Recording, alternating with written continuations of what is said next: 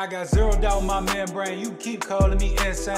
Every single day more XRP is what I obtain. No more cash, no more cars, only QR codes. No more proof of work, we running validated nodes. This is the life that I chose. They look at the cons, I look at the pros. I'm always bullish and it shows. Now you wanna ask about XRP, I am not telling. Now you want some of my XRP, I am not selling, it's not for sale. Honestly, I just wish you well, cause I'm XRP for well. I'm XRP for life and that's forever, can't you tell? I just keep on buying while they telling me to sell. The whole world gonna be shocked when XRP break out its shell, and that's when we prevail. I'm XRP for well, I'm XRP for life and that's forever, can't you tell? I just keep on buying while they telling me to sell. The whole world gonna be shocked when XRP break out its shell, and that's when we prevail. XRP taking the lead, come equipped with institutional speed. XRP giving the go to proceed, don't listen to FUD, I know they mislead. Try to tell them but I know they don't care. ODL, no nothing compared. Back in the day I was willing to share, now I don't have any left to spare. Source some liquidity on demand, try to tell them but they don't understand. Holding my ledger right here in my hand, see the signs it was already planned. Digital economy, it's already here. I'm talking about the moon, they think I majored in astrology. Haters talking trash, I think they majored in garbology. Focus on my future, so I invest in technology. Number one is where we ranking. Come on. And if you don't have XRP, then I do not know what you thinking. This the time, this the year, this the place to be. Hold them strong all day long, doing it faithfully. Keep that negative energy far away from me. It's not our fault that we seeing something that you can't see. I got my hands on some on-demand liquidity. All black, E-class Benz, where you park it at? Niggas hopping on our wave before we started that. Feeling like I got $1 billion market cap. Being broke forever, we don't want no part in that. Nope, I want the money like y'all do, but I ain't promoting these racks. They know that I bring the bars too. Look how I float on these tracks.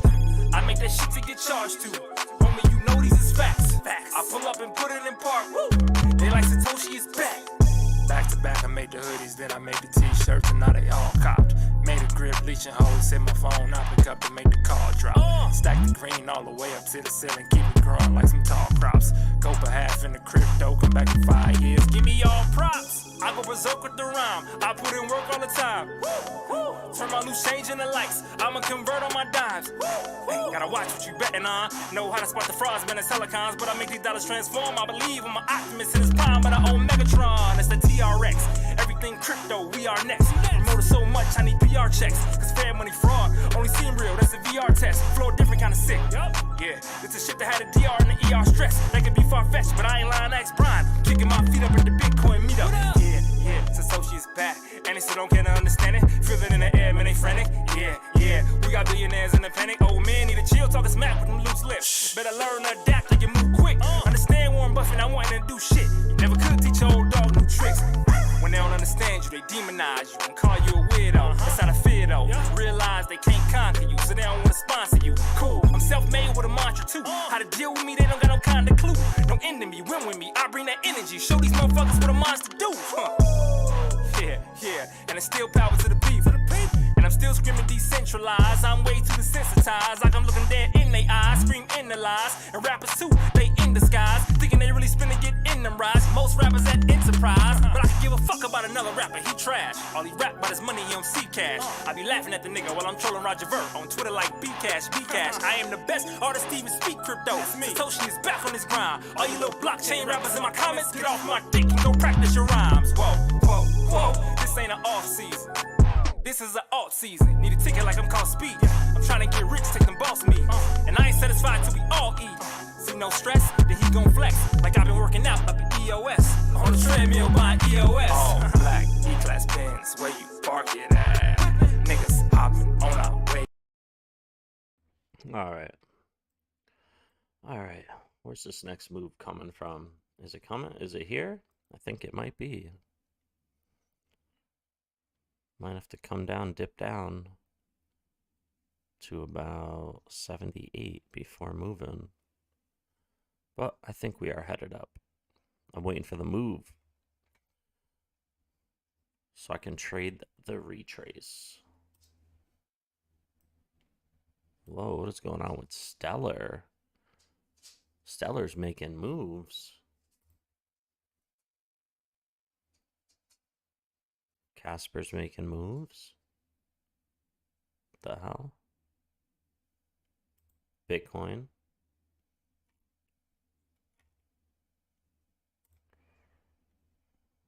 XLM is definitely making moves. Hold on. Let's pick this up.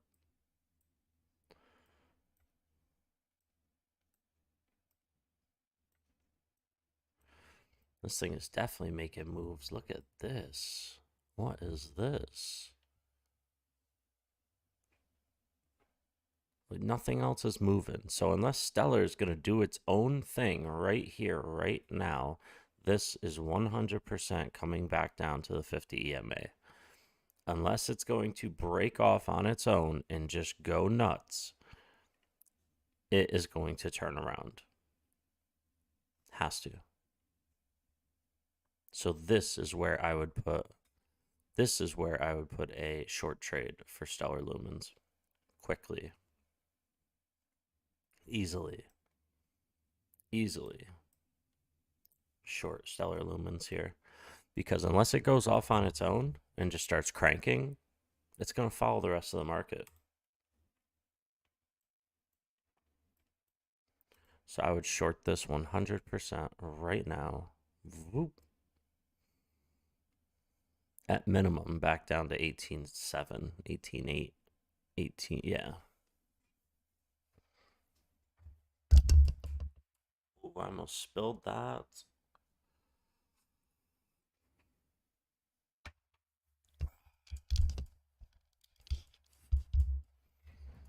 Where's everybody? What time is it? Is it 2 a.m. or p.m.? Holy shit, where's everybody? What's today? March 17th. Is there something I don't know about? Let me check my calendar. There's got to be something I don't know about right now. Oh, today's St. Patrick's Day. Look at that. Crazy St. Patrick's Day. All day.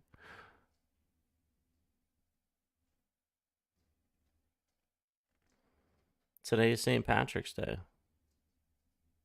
I didn't know that. Crazy. I was wondering why nobody was here.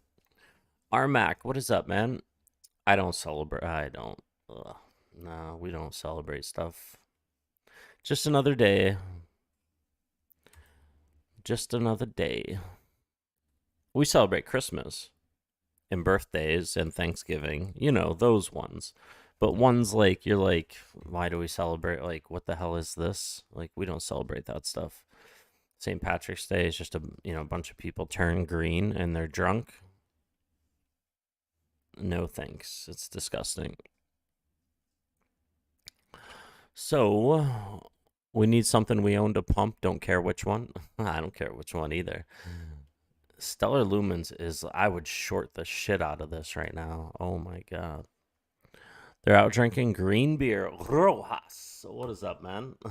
What's going on?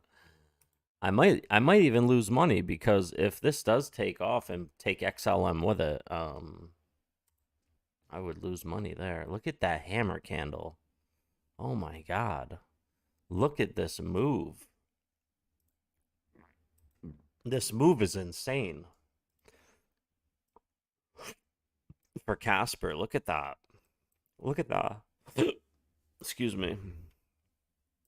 This move is insane. Oh my god, my eyes are watering.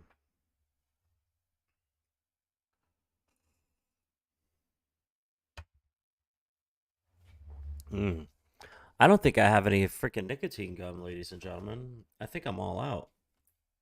Oh, sugar. Oh, sugar nuts.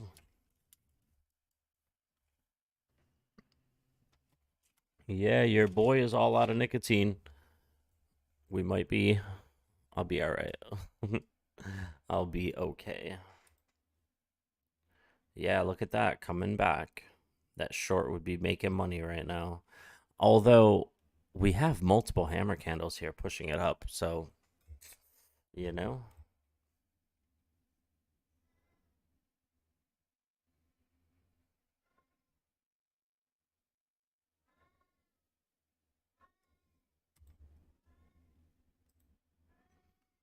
The fact that everything is holding high right now is such a good sign. Such a good sign. 1, 2, 3, 4, 5. Ugh. I don't like the fact that that is.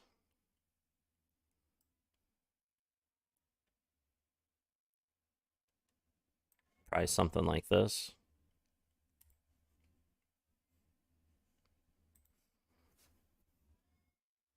Here comes the short. What did I say? Right at the tippy top. Short it, baby. 10x leverage on $9,000. How much would that be? 10 on 9. That'd be 90 grand. Oh, that wouldn't be nothing. That would be. Need to 100x it for 900,000. 100x leverage on this short. I would have killed it. I would have killed it. 100x leverage on this short. You know how much money I'd be up right now just on this short?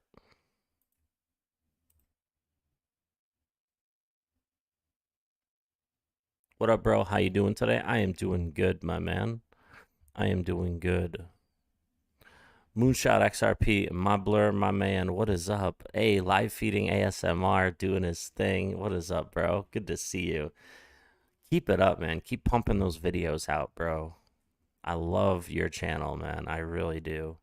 The fact that you just are not, you're doing it, man. And I don't know what else to say. I love that. I do. I love that, man. I love it.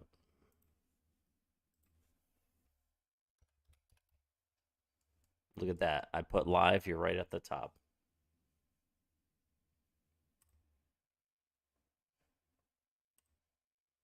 Oh, see you later, mouse. See ya. Wouldn't want to be ya. My boy's got all the shorts, all the channels.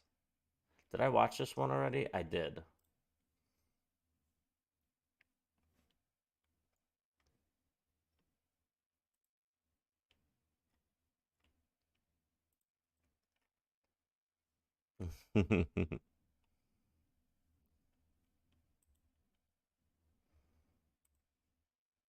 Oh, got him. That is one hungry frog. That is one hungry frog.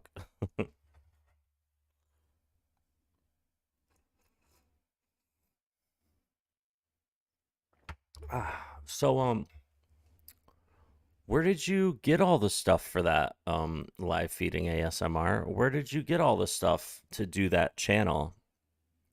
Like, where do you, I mean, I know you can get dirt outside, but do you buy special dirt for the cages? Like, I do plants. My brother and I rent out a property to grow plants, if you know what I mean.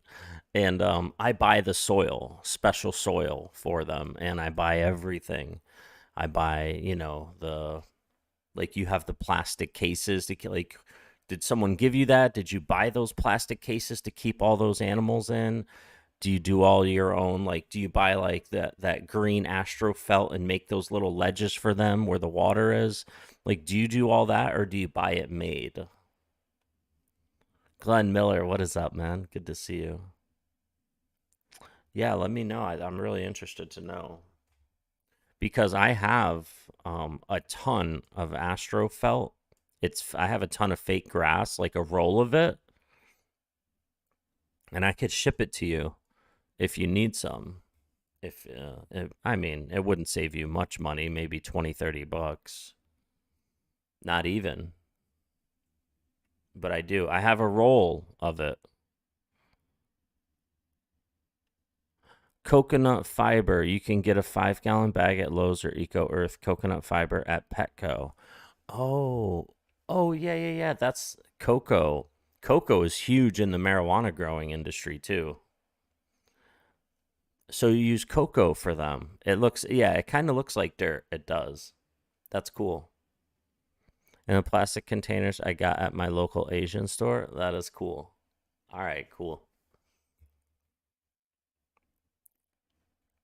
Yeah, I got a roll. Do you remember the green fake grass I used to have on my wall behind me? I have that still. I took it down because I did the blue screen so I could just appear on top of like things. You know what I mean? The green screen, blue screen. That's what that blue is for. I just said forget it, and now I just put stuff on it and keep it as a background. Gonna metal detect tomorrow and find that gold. Florida, that sounds great, man. You know somebody lost a ring or something somewhere.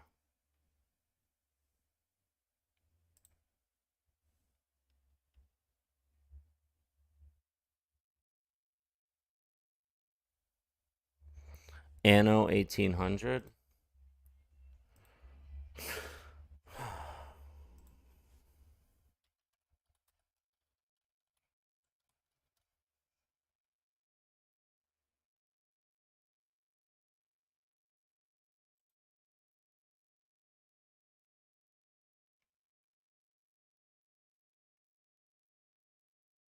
Be one of my favorite games, I think, of all time. So I'm really excited to finally try it out on the channel. Now, I've previously done a guide on the game if you want to check it out, and I've covered all of the DLC individually, but I've never done a full playthrough. So Anno 1800, for those who don't know, is a city builder and logistics game where you and several other AI attempt to build strong economies by settling islands and exploiting their resources. In this playthrough, I'm going to be playing with all of the DLC that's released so far, so we're going to be going to the New World, Cape Trelawney, the Arctic, and Yeah, that is pretty cool.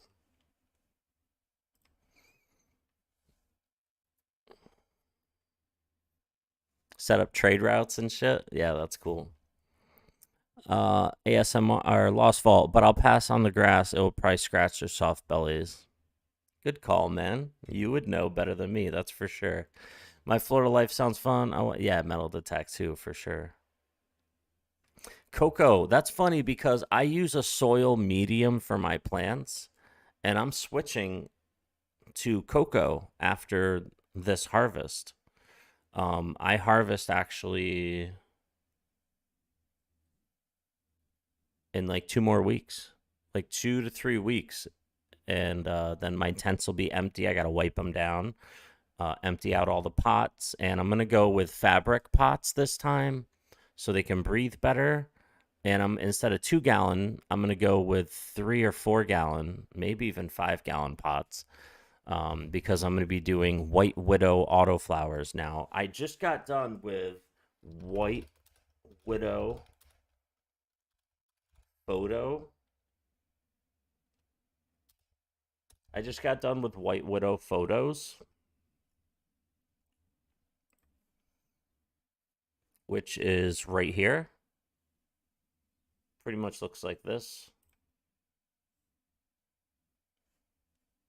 This is exactly what they look like, honestly, just like this. But I am changing to, I bought 20 White Widow autoflower seeds that I'm switching to. And these are the White Widow autoflowers. You can see that they can be smaller, but look, they can be much, much bigger as well. But yeah, this is a White Widow autoflower. You can tell this person didn't stress this plant. When they're young, you stress test them by bending the top sideways and tying it to the bottom of the pot like this, the side of the pot, and then all the shoots shoot up all over the place. That's what I do. I stress all my plants so there's multiple sites. Like this. The plant will look like this instead, with multiple bud sites instead of just one big top like this and just a couple on the side. So if you don't low stress test your plant, you're not going to get those massive colas, you know? You're not going to get this. This looks like an autoflower, a White Widow autoflower. Yeah, so I have 20 White Widow autoflowers ready to go, the seeds. I'm going to start them in the next couple days. I'm just waiting for my fabric pots to get here. I have 20 seeds. I'm only going to start 6. I'm going to start 6 of them because I currently have like 11 or 12 going right now of photos that are almost done. Photos are big plants, and they pretty much look just like this with their colas and shit. Like, they're massive. But I say that to say this. I use soil, and I'm switching to cocoa, the cocoa fibers. I'm switching to cocoa. Right now I use soil. what else do I use? I make a medium. I mix up 444 all-purpose. I mix up bat guano in my soil.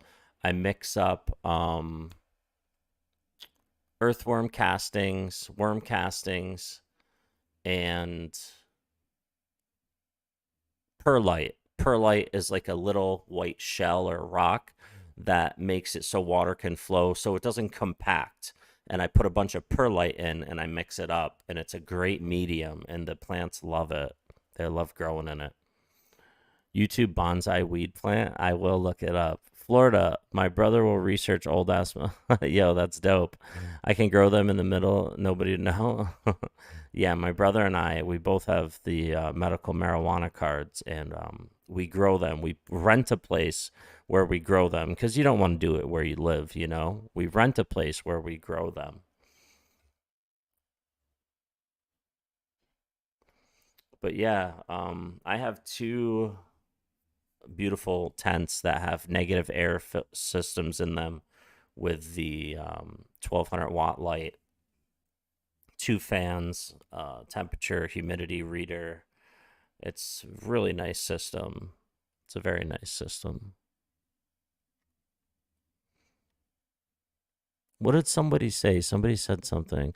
Oh, you need the seeds, Florida? What was the link for the seeds? ILGM. ILGM.com. ILGM.com. I love growing marijuana.com. ILGM. And if you want the autoflowers, you just go to autoflowers. And here it is, White Widow, $89. But if you want, I got it. Oh, they still have it. Buy 10, get 10 free. They still have it. See? So that's $119. You can buy 5 of them for $89. That was the advertising price. But I got 10 with a free 10 for $119. That's what I got. As you can see.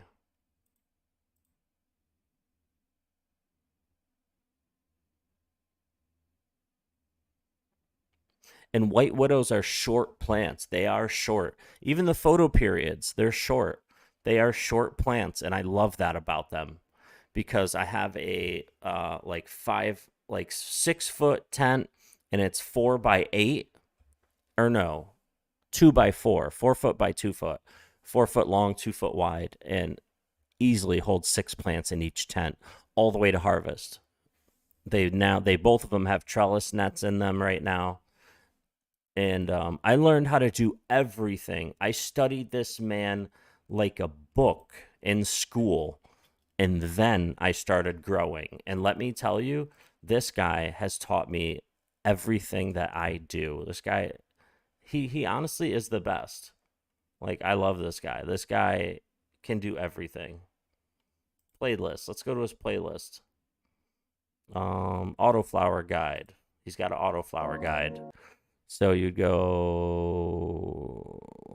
autoflower, training autoflowers for bigger harvests. Like, there's a good video. Easiest way to grow weed from start to finish. I love this guy. Mr. Canucks is amazing.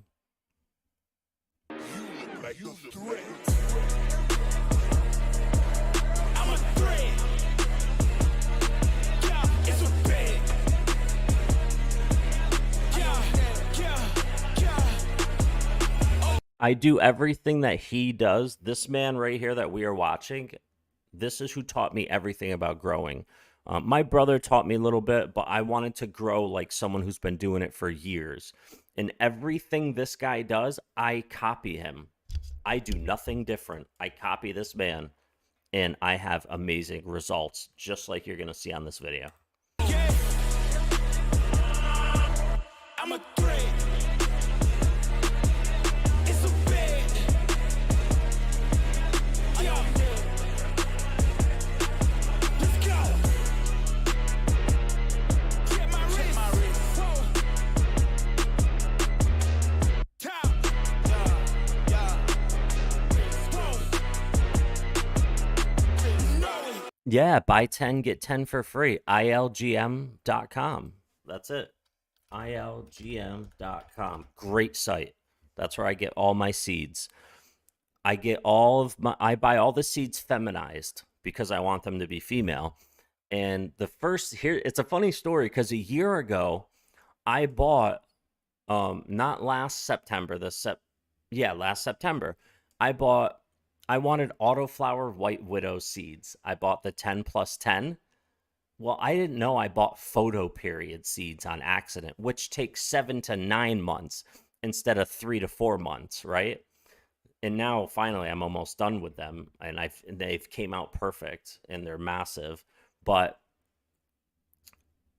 I started then, and I got the 10+10, and I wanted Autoflower. Make sure whatever you're buying that you're getting the right, you make sure you're clicking the right thing, because I wanted Autoflowers and I accidentally clicked photo periods. So if you're clicking and you want feminized seeds, make sure when you click feminized seeds, you're also clicking Autoflower, okay? So then will you get more germinated seed from your initial set? Germinated seed. No, the seeds come. You germinate the seeds yourself. You germinate the seeds. It takes 2 to 3 days to germinate. 2 to 3 days, I germinate the seeds. I have what I do to germinate them is I wet them for about an hour in lukewarm water. I put them in lukewarm water for an hour, and then I take them out and I put them in my auto grower that's in my kitchen that grows our little spices, you know, like arugula or kale. We have jalapenos growing in this little thing.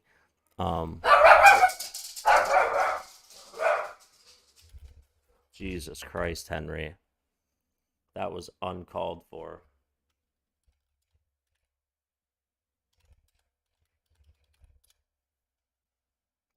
You see this thing? It's something like this. This is what I use to germinate my seeds. And it's so quick. They have a root tail like this long already after 2 days just using this thing. I love it. It's the best. So I bought one of these. The one I have is like $50. But the other way you can do it, and the way I've been doing it, is I put them in lukewarm water, the seeds, for like an hour, and then I plant them like half an inch in the soil in the pot that they're going to be harvested from, and they grow perfectly. Not germinated? What? I mean, you will get more seed for growing again from your... No, there's no seeds. I'm not going to run them through. If I let them sit longer past the flowering stage, yes, they might produce a few seeds, but there's not going to be any seeds in these batches. I'm not going to run them that long, Florida. I want to make sure the terpenes are perfect. Blowing the kid.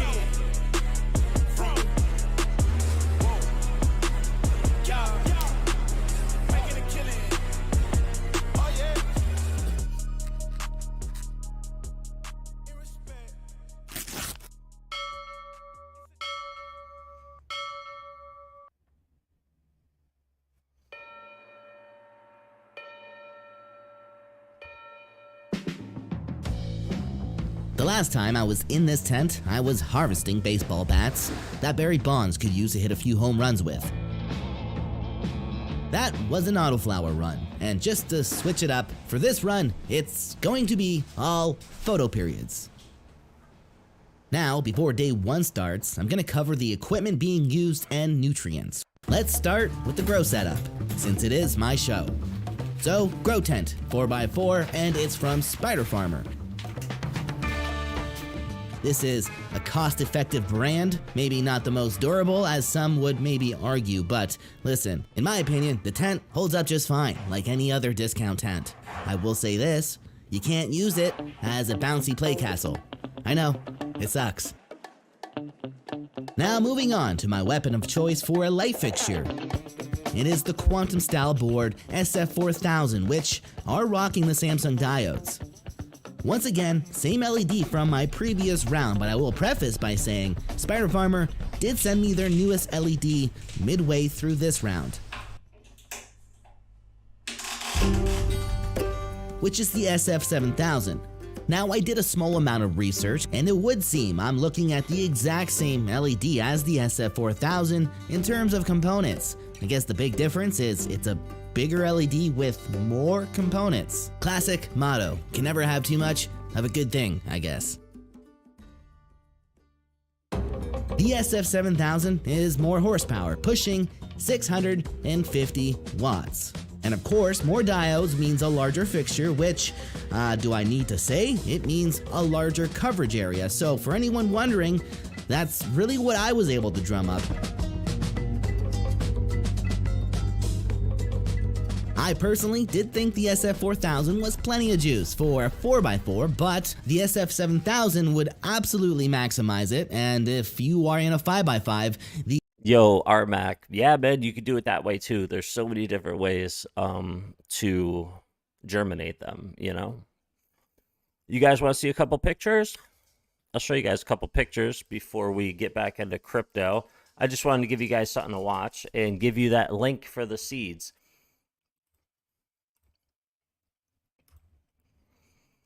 Wow. Look at XLM.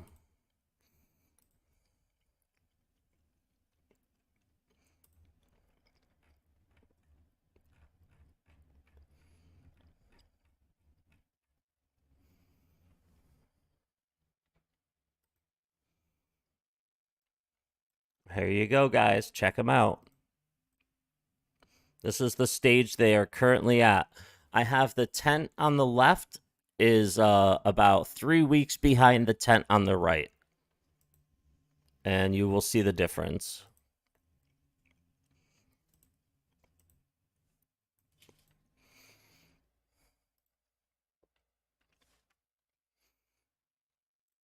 The hell?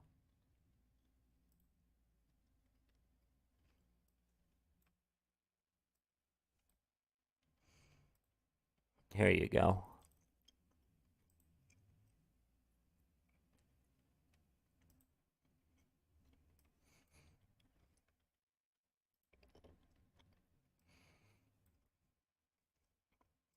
This is before the trellis net got put in.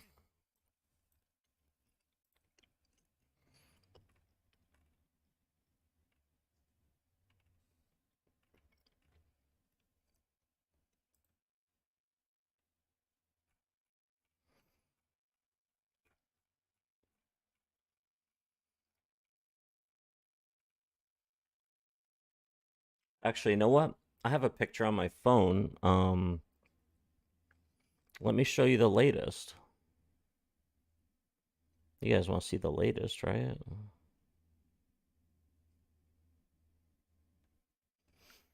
There.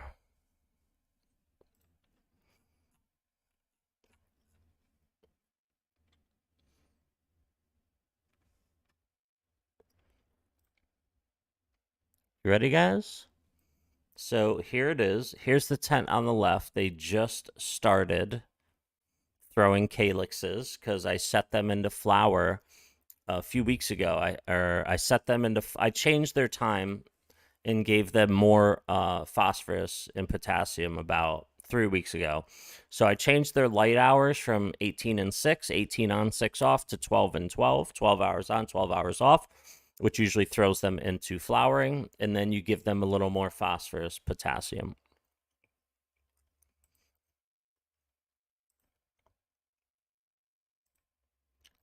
Pretty cool, huh?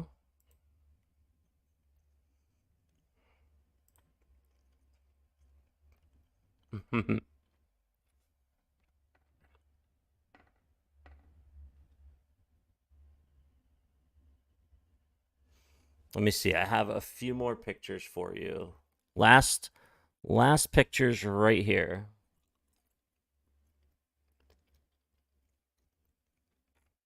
All right, they just came in. And this is the flower. This is the tent that's on the right that has only a few more weeks of flower, and it's done. This tent will be done in about 3 more weeks.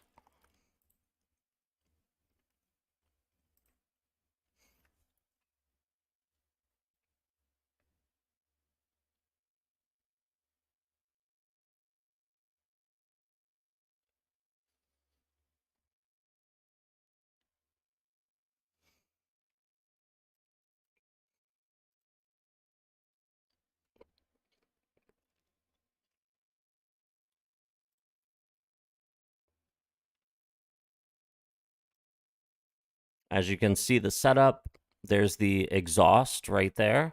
There's the exhaust cannon filter right there. There's the fan right there. It exhausts out the top, sucks in nice cool air from the bottom. This fan blows air onto the canopy. This fan blows air under the canopy. And the trellis net obviously keeps them up and makes it to where you can bend the tops out of the way so more of the plant gets more light. And here is the 1200 watt amp that has a vegetation setting and a bloom setting. Here's the timer I use so those lights go on and off properly at the right times. This is currently set to 10 hours, 12 hours on, 12 hours off. Here's the humidifier right here, and there's a dehumidifier that you can't see. Both tents are set up exactly like this one. All right. And there you go. You guys have seen the side project that me and my brother have going on.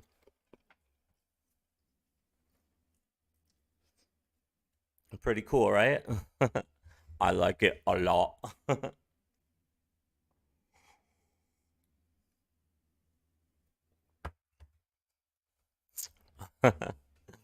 Yeah, I enjoy it, man. It's pretty cool. And like I said, Mr. Canucks taught me everything. That's who I copy. I had to pick one professional grower that I like and copy exactly what he does. The only difference between me and him is he uses cocoa fiber. I use soil, dirt for a medium. And he stopped uploading a lot because his whole channel, he's got almost 1 million subscribers, and pretty much his whole channel, I mean, everything's already out. He already taught everybody everything, like bubble hash, everything. This guy has taught everything.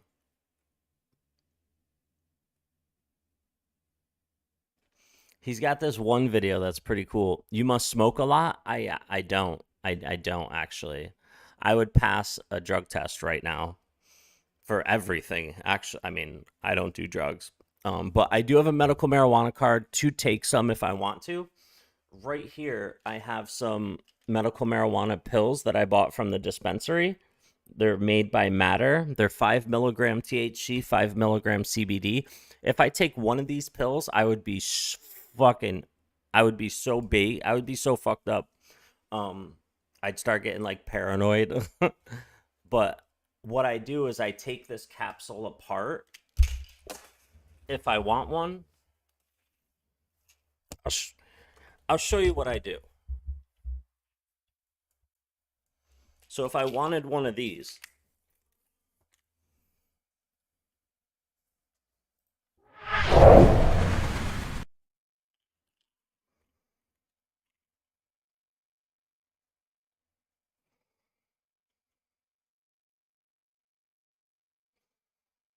what I do is inside this little pill, there's wax in here. And what I do is I cut that wax in half and I take half. I repress the pill and I take half because a full one of these small 5, because this is the lowest dose they have, would fuck me up so bad. And I was only taking it for health reasons, just because I want to be healthy, and marijuana is very good for you. So, but I would pass a test right now. I haven't had any in like I don't know, it's probably been a month since I've even had a little bit. I do not do anything. I come help y'all do some plumbing. I could probably take that whole bot. I know there's people that take 30 milligrams. 30 milligrams. This is only 5 milligrams and 5 CBD. That's what this is, a mixture of. And my name and everything is on this because it's a prescription, because I have a medical marijuana card. I can just go buy it.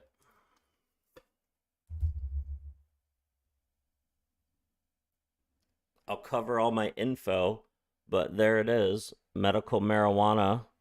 There's my picture. State of New York. This is an official card. This is it's like a driver's license almost. They use the picture from the DMV database for your picture on this card when you get a medical marijuana card. But he's got some good rosin press videos.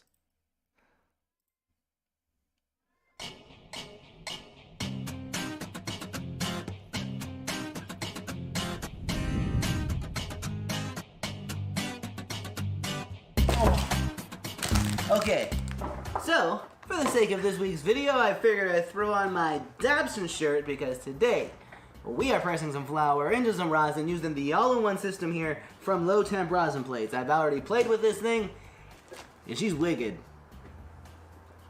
Damn, that's good copy. The team over at Low Temp's pretty cool. They hooked us up a discount code for... Yeah, Fet Slackin', I agree 100%. What I did was I was taking the pill apart, cutting the wax in half, and putting it back in half of the pill and licking it and holding it until it stuck together. And I would make 2 pills out of one, and then I would take a half, and then after about 4 or 5 days, I could take a whole pill every day. I could just take a whole pill and feel great. But it just started getting to me again, and I hate that. But I still have them. This bottle is $50 for $40. $40 for this bottle, and you get 30 pills. And of course, I have flour in my house. I have flour. I have some currently curing in a jar, just a little bit, but it's really good. But I don't smoke. I do not. The last time I smoked, I couldn't even tell you. I quit smoking marijuana when I was 17. I'm 39 years old. That's 22 years ago. I smoked from 12 years old to 17. That's 5 years heavy. I was smoking a lot of weed, man. A lot of weed. Take before bed? Yeah, people mention that as well. But if I get paranoid, I can't sleep. For you guys to actually use if you are interested in purchasing yourself actually any of the products they offer on their website. That's all down below, including the coupon code. It's all in the description. The purpose of using a micron bag is simply to keep the contaminants out of your return. The bags of my choice for pressing flour is the 160 micron bags, but you can use the 90 micron bags for flour as well. I prefer using the bags and pre-mold system from Rosin Evolution. I do have a link down. See, it's funny that he's stuffing the bags with his hand because he has a system. Let me find the video. He's got a system where he presses the weed before putting it in the micron bags and then pressing it. I want to find that video. Let me find that rosin video.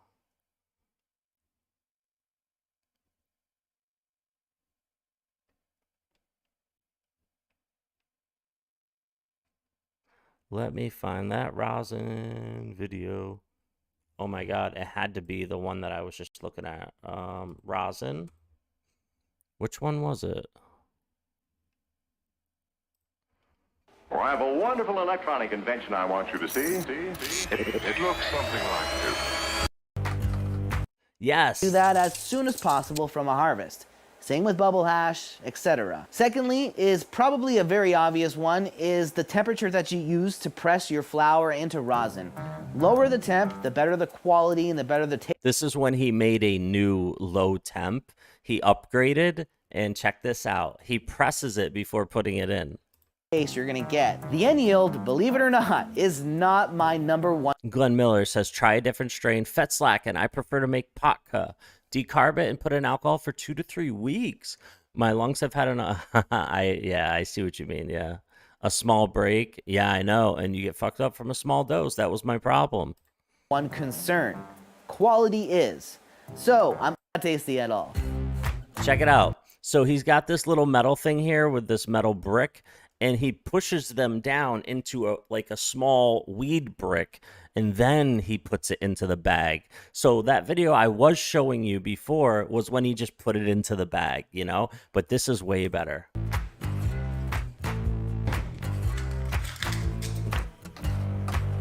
Check this out.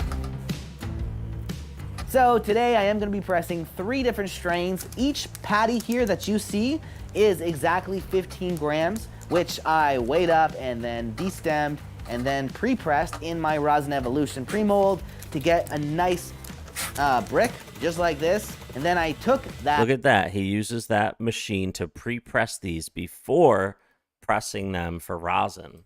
Brick from that pre-mold and slid it into a 160U micron bag from Rosin Evolution.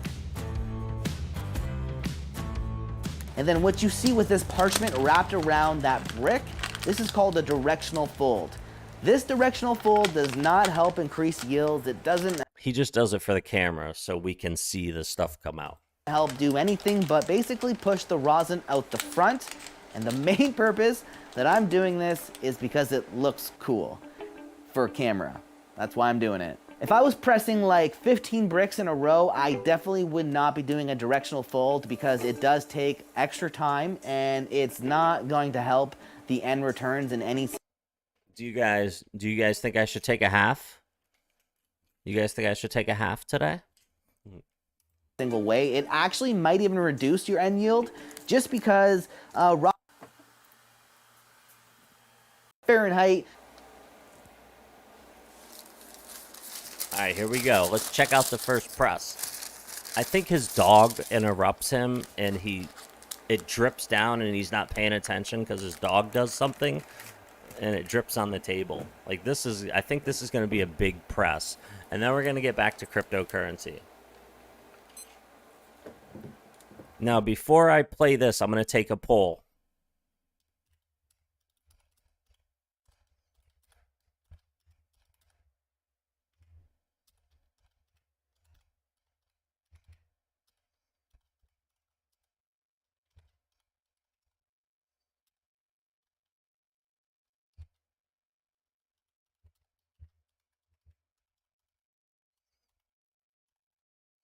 All right. You guys answer the poll. Answer the poll.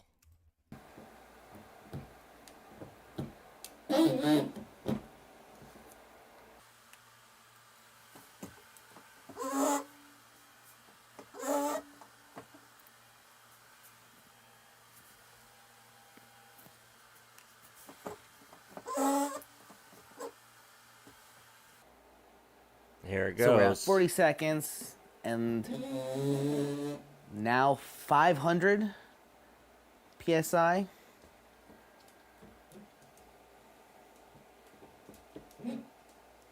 Now probably 1,000.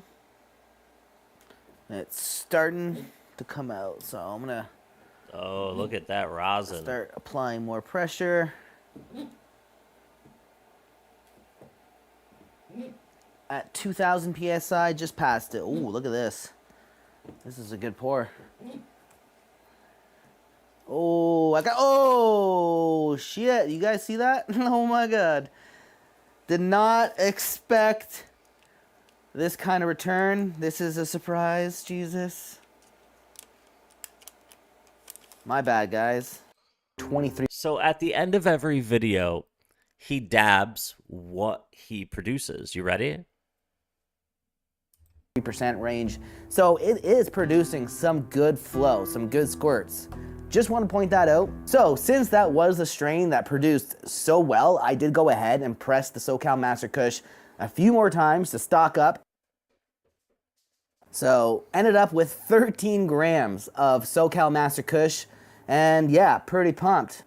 As for the Strawberry Cough, it did not do that very well, not even worth noting, and same with the Purple Punch, which is 100% expected with autos. They tend to not yield very big unless you have a very unique special pheno that's just crazy tricked out. SoCal Master Kush. Yo, he's got a huge dab on the, watch this dab.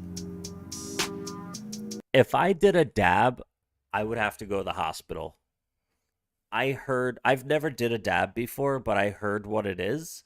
I would never, ever do a dab. Look at that.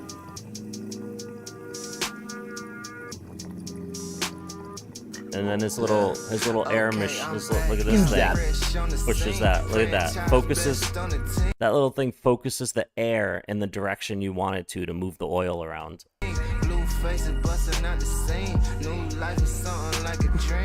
I'm gonna drool.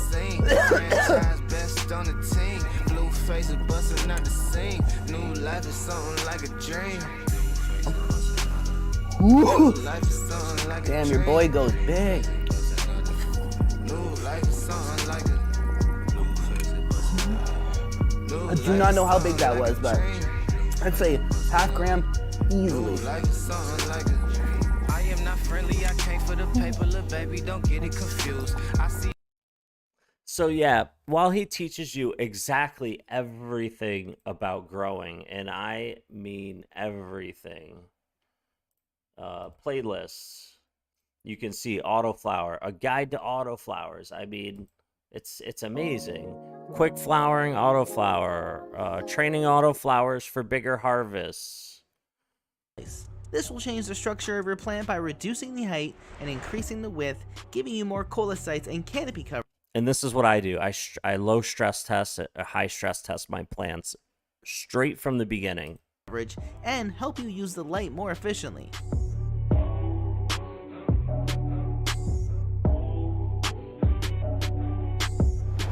Using LST increases the yields and is very beneficial for small or micro grows, as it also reduces the plant height but increases the bud sites. Really. And I do that to every single one of my photos and autos. Always low stress testing. Anyway, the guy taught me everything. That's all I wanted to say, is he pretty much taught me everything. My brother shared with me a little bit of his knowledge, but Mr. Canucks Grow definitely has taught me everything. I copy him. Everything I do, I copy him. All right, let's see what's going on with this poll. What's going on with this poll? 7 votes. Should I take a marijuana pill today while streaming? 71% say yes. And that many people say no. I thank you guys for answering the poll. That is funny. All right, so like I said, right at the top here, 19-cent one, I said I'm shorting. I would short XLM, and look what happened. Boom. I mean, this could turn around and go up at any time. But what I'm saying is, look at what's happening. And we got this hammer candle for Casper, XRP.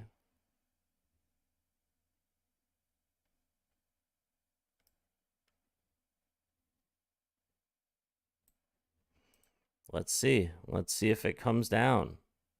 Let's see if it comes down and taps on this at 78 or 78 and a half.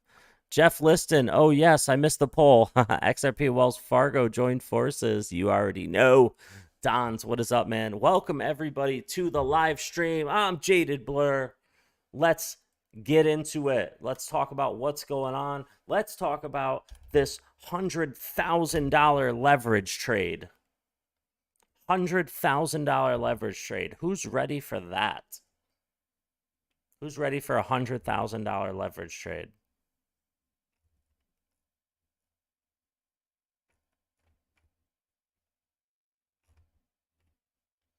Let's take a look at BTC on the weekly, and then we will work our way down. Jeff, listen, what is up, man? Good to see you. Good to see everybody, man. If you guys hit that like button on your way in, I would really appreciate it. Even if you don't like me, hit the like button. I'm always calling out bullshit, garbage streamers left and right. I call out all the fake streamers. Everyone who's fake, I call them out. I call them out, man, and we're all honest here on this stream. It's nothing but honesty. Look at this. 2 shooting stars in a row on the weekly. Wow. Wow. Wow. That. I'm honestly feeling like shorting Bitcoin, honestly. Oh my God. You know, there's got to be so many longs right now. Yeah, I mean, there's higher lows. There are higher lows, but I'm not seeing much higher highs. Looks like we're getting lower highs and higher lows. It's weird. I like you. Thanks, Bandit. The corner store near my house is calling Cali THC, selling Cali with a sticker over the T. Yo, they do the same thing. They do the same thing up the road here. They do the same thing with a small sticker over the THC amount with a delta. I know. They do the same exact thing up here. They're like, I don't even know. They're like Arabian kids or something like that. They bought a corner store right up the road from my house, and they got the stickers over the Cali, the Delta 8, and it's like, and they sell the cartridges, the real weed oil cartridges with a Delta 8 stickering covering the THC amount. Yep, they do the same thing up here, Jeff Liston. These kids, it's funny. Yeah, so the thing that gets me the most here is you look at the weekly. Look at the weekly. We have Shooting Star right here. Price starts to come down. Well, in the beginning, we have a hammer candle, stopping volume candle. Price goes up. Shooting star, then doji, stopping volume candle. Then 2 shooting stars in a row, ladies and gentlemen. So that, I mean, that can mean a bullish explosion, but normally that means a reversal to the downside. And honestly, I have been looking at this like head and shoulders here for a long time, and I've been ignoring it, but I don't think it should be ignored because this brings us all the way down to 15,000. And it has broken, even though it retraced up and hasn't went lower. This head and shoulders on the weekly puts us down in the 15 to 19,000 area, ladies and gentlemen. So honestly, when Bitcoin comes back up, I don't even know, man. There's so many longs in the market. I really feel like shorting this. I think you can make a lot of money off of, I don't know. I'm just sharing a little bit of my mind with you guys right now. Just scratch that. I'm just sharing a little bit. But yeah, how can you ignore that head and shoulders? It's so hard to. Even here, you can see it's even bigger. I mean, look at this. Look at this head and shoulders. Look. Look at that head and shoulders. I mean, that brings us down to $15,000 to $19,000. It's scary. Like, a lot of people have been ignoring that. I haven't. Honestly, right here, we have bullish engulfing candle. We have a bullish engulfing candle. And now, if we get railroad tracks right here, that could bring us right down to 39.2.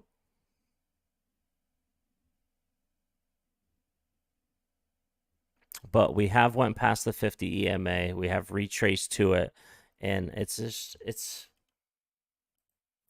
man. I'm not going to leverage trade, but I'm just saying.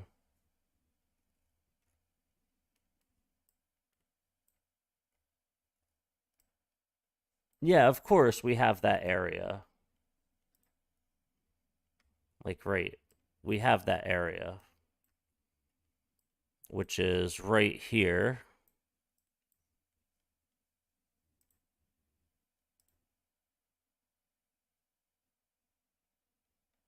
We have this area. And we have this area. So, I mean, I'm on the same page, brother. Don't get me wrong. The hourly chart is looking very bullish. Don't get me wrong. I'm on the same page here. We dip down into the lower liquidity. And the same thing with XRP. When we were back over here, I was like, we're probably going to dip into this liquidity down here where we haven't been back to yet. And then we did exactly that. And now we are climbing the trend line up to the liquidity that's up in the 85-cent range. And that's all. We're just slowly climbing it. JB too funny. It is a bit ugly, I know. I know, brother. But we're hodling XRP. I'm hodling XRP hard. And I'm very happy. Like, I bought a bunch of Casper down here. I bought a ton of Casper. Look where Casper's at. I'm loving it. I am loving it right now.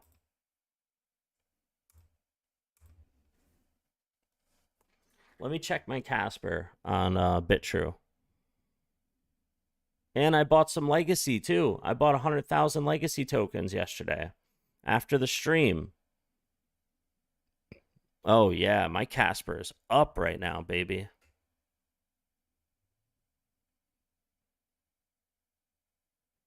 My Casper is up. I bought 108,000 Legacy tokens. Just because. I gotta have it. Gotta have it, ladies and gentlemen. Let me go to my Descent wallet because I was told I could put it on my Descent wallet.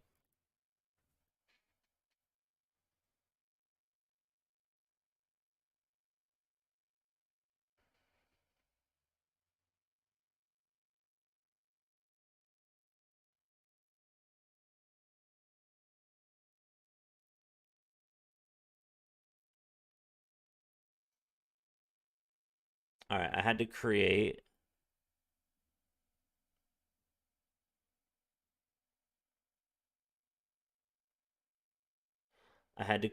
an ETH account and a Legacy account. Oh, okay. Okay, there it is. There's my Legacy. I want to get my Legacy off the exchange, so there we go. Let me go back to BitTrue and hit withdrawal. LGCY, Legacy. Oh, I'm going to have Ethereum in order to move it off the wallet again. That's right. I'm going to have Ethereum. But anyway, ladies and gentlemen, my Casper is off the hook right now, ladies and gentlemen. My Casper is off the hook. I'm actually selling all my Casper right now. Holy shit.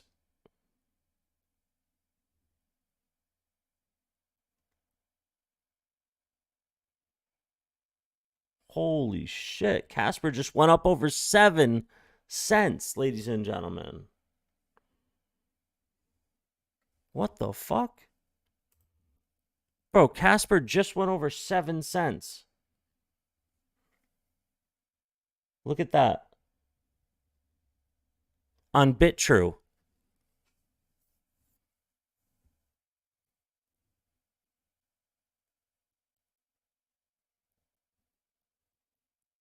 You got your Millie locked up at 28% staking for Legacy until next year?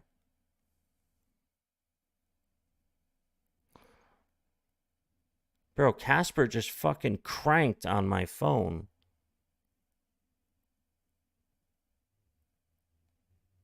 I'm waiting to see what happens here. Because I'm about to sell it all and make profits, wait for it to come back down, buy back in, and make 4,000 free Casper. That's what I'm about to do right now. I want to see how much money I need to buy a million Legacy. $2,030? That's not bad. 2,000 bucks. I want a milli, bro. I want a milli.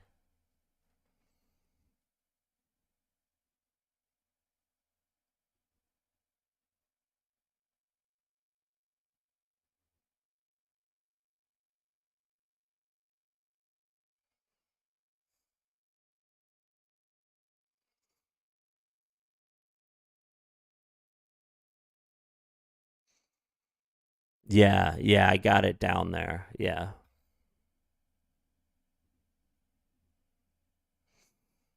I got it somewhere. Let me check because I'm pretty sure I put it on Instagram. Let me check. All right, Casper.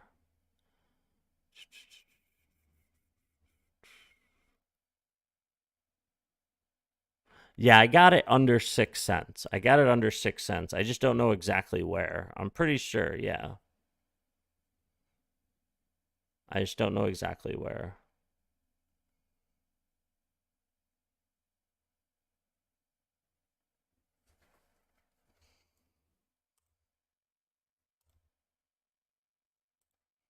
Yeah, I think, I mean, I think XRP, XLM, things like that are going to start doing their own thing, man. Look at that, ladies and gentlemen. Look at this. Look at this, ladies and gentlemen. Look at this. Look at these tiny stopping volume candles. Price tries to go down, flat. Nope, it will not let price go down.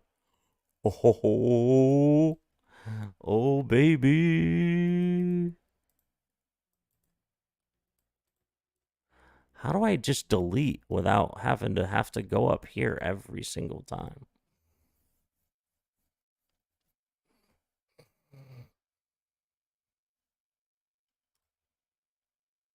Come on, baby. Show daddy a new pair of shoes. Let's go.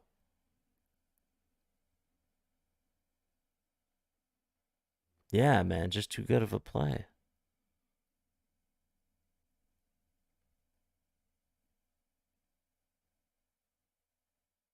Okay, it's working its way back up again. Yeah, on BitTrue, I have 7 cents on BitTrue. I don't know what the heck is going on here. How come nobody else has 7 cents right now? It's got to be because of leverage or something.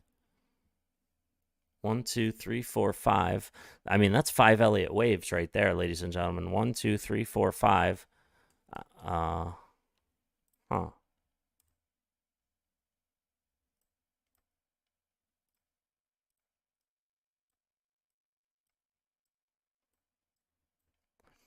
Let's see what happens.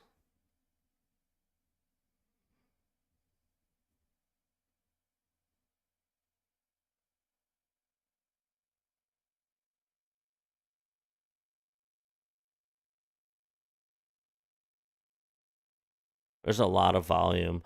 I'm not touching my Casper. A matter of fact, now that I'm looking at it this way, I have to wait. I have to wait. It has to push up a little higher before, because yes, right, like right now, you see that? This is what I want. Look, 1, 2, 3, 4, 5, and then you want the second peak, and this is where you want to cash out, ladies and gentlemen, right there. That's the spot where you cash out, on the second peak. All right? So let's get that. Let's make that happen.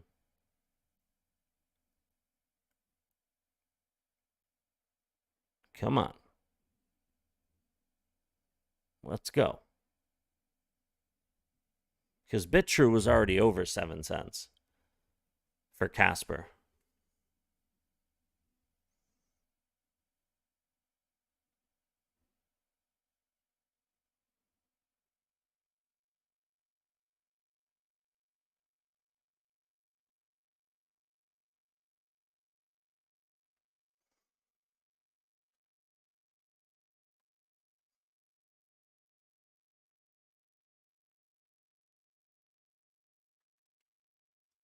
All right, come on, baby. Come on.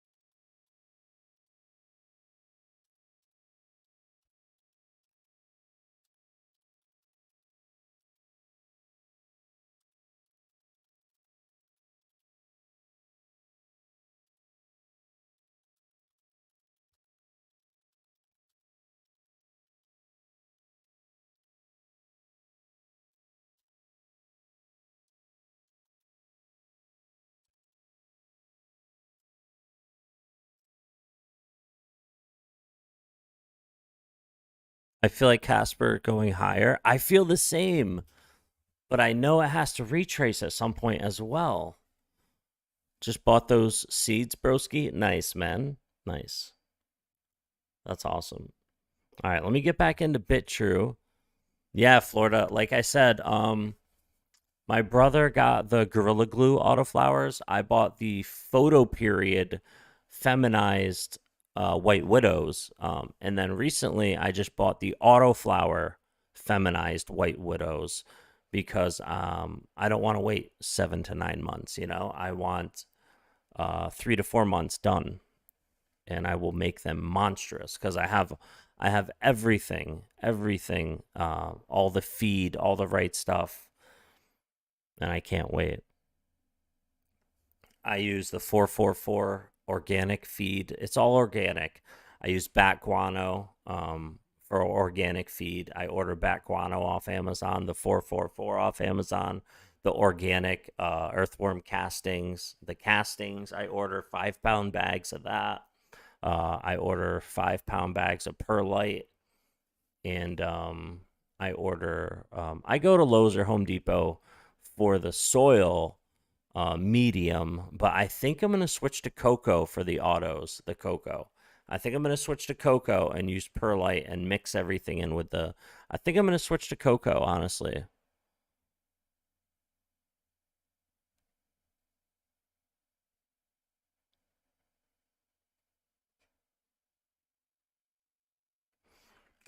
Honestly, I would love to sell right now. I would love to sell Casper right now. I would love to, but... And I should, I think. I really think I should. Let me go to the hour. Let me go to the 4-hour.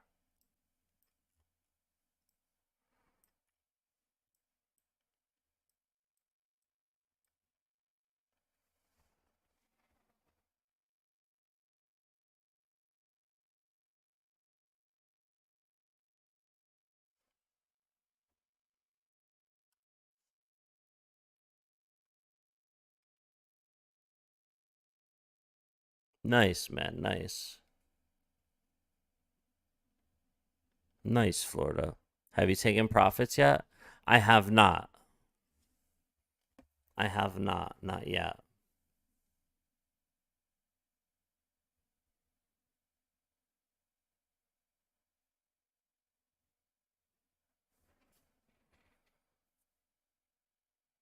Okay, here we go.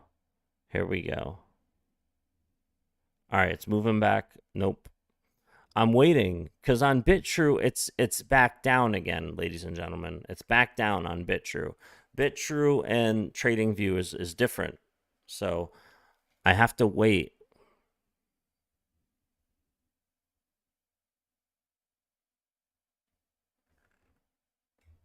Fat slacking. Yes, you're 100% right. You are 100% right about that.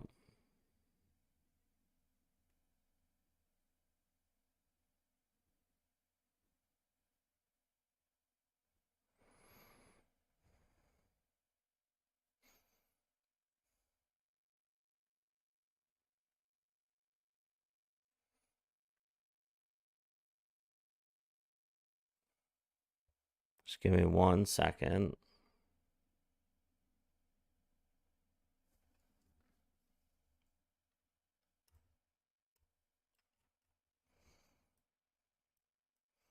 All right, so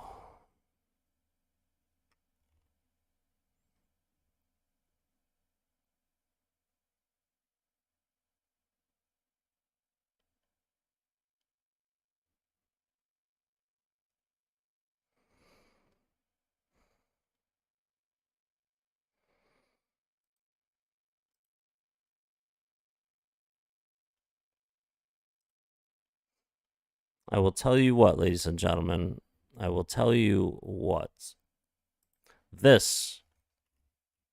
Okay? This is it. This is it. You see this line up here? This line is where I'm going to sell. Okay? That line is where I'm going to sell. Because look what's happening. Look what's happening.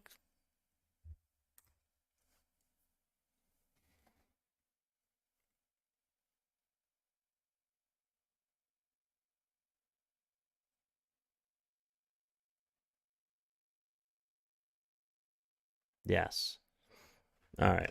So that is it. Once I'm going to sell up here.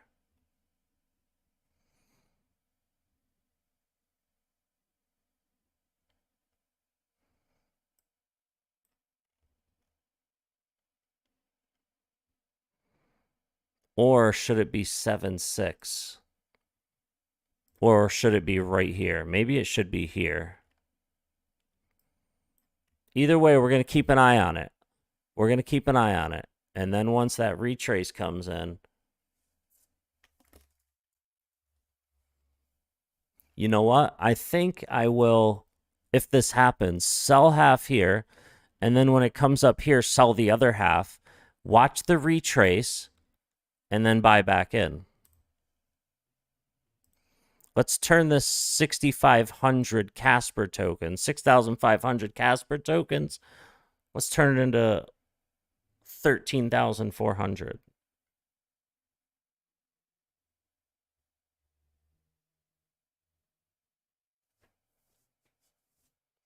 Let me see. I have 6,502 Casper tokens worth $436 right now. I have 108,000 legacy tokens worth $210 right now. And I have 10,551 block tokens worth $165 right now, which was only worth $145 the other day, like yesterday. Okay, we are moving. And then last but not least, I am holding 9,050 XRP tokens and 10,004 Stellar Lumen tokens. So I want to play this smoothly. And that's what I plan to do today. And I hope you guys are going to be along for the ride, because this is the plan.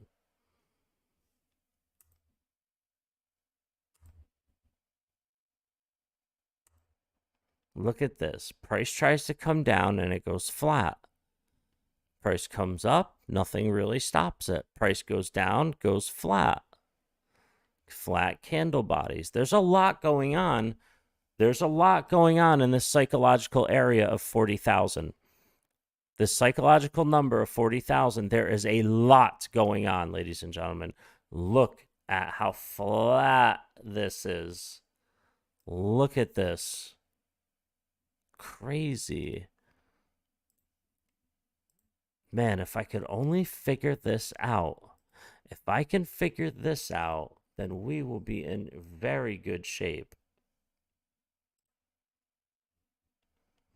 This is on the 1 hour.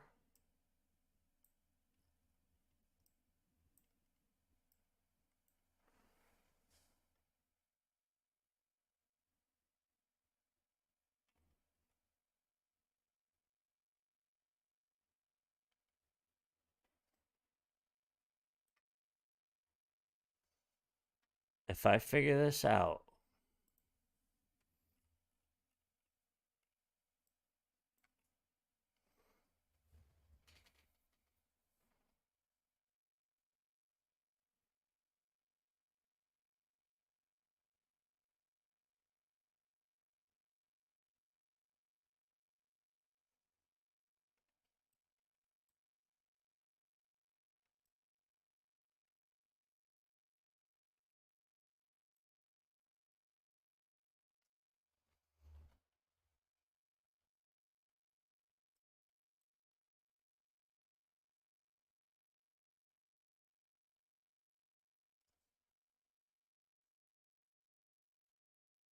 it can be a W, but I'm also keeping my eye on this massive, massive head and shoulders.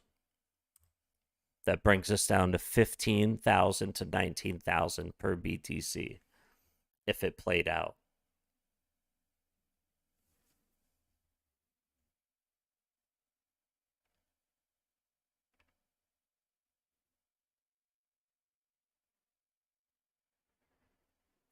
We have been below the 50 EMA for some time. I want to see where the 200 EMA is.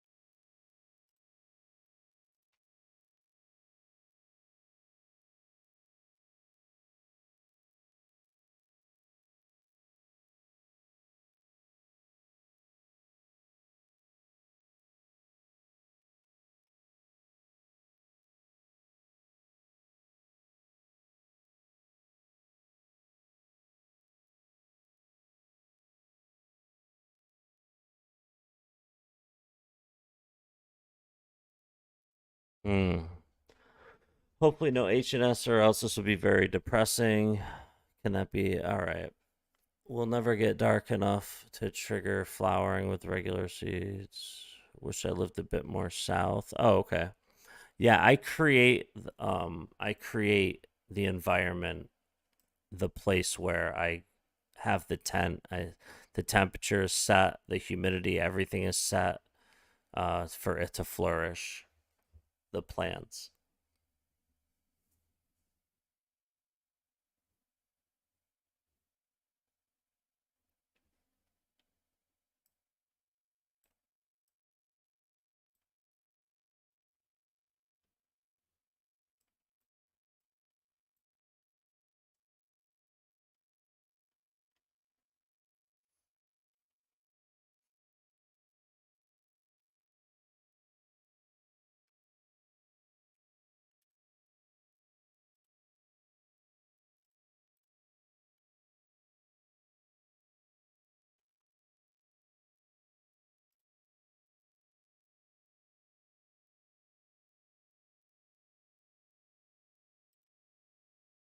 All right, I'm gonna go downstairs, make my lunch. About 5 minutes it'll take me, because I'm on a diet. So I just make this Southwest like Mediterranean bowl.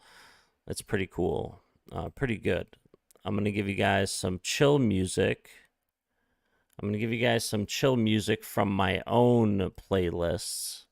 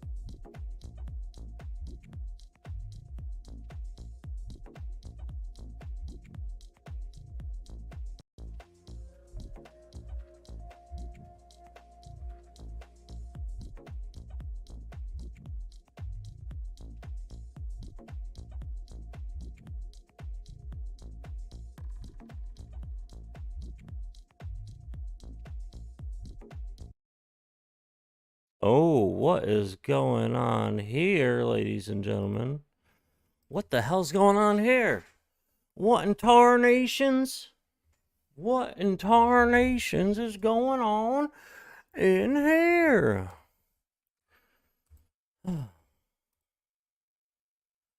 XRP's just doing its own thing right now? What the hell?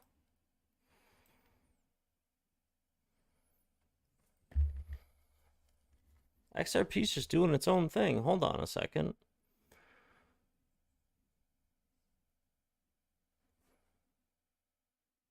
Yes, it is. Wow. And so is that. Let me go into my BitTrue account. Holy smokes.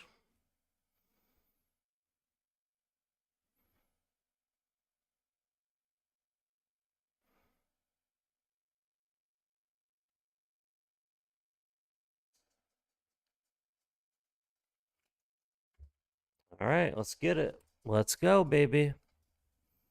What do we have going on here? Let's get into the hourly.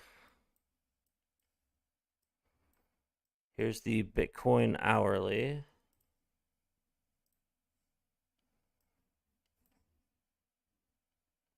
We can get rid of that one.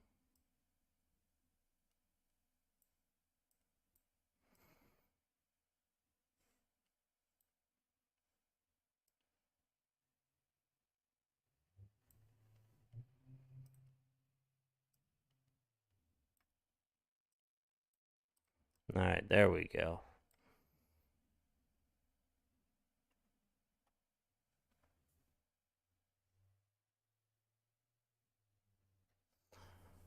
Huh.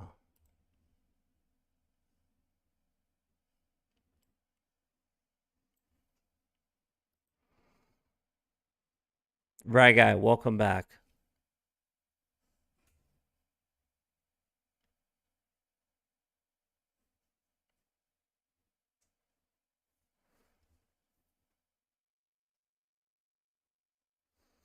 Man. Come on, Stellar.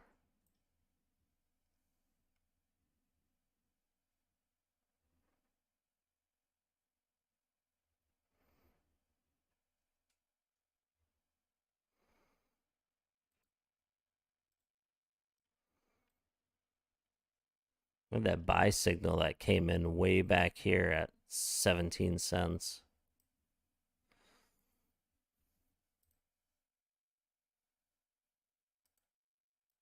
Imagine if XRP just did its own thing, went straight to $1.40, retested 32 cents, and then took off to like $7, $8. Oh my god.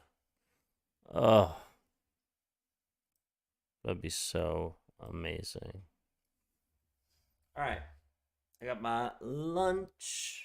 This is the healthy bowls that I'm eating. It's like quinoa and like, you know, corn, beans, carrots, chicken, some type of red sauce.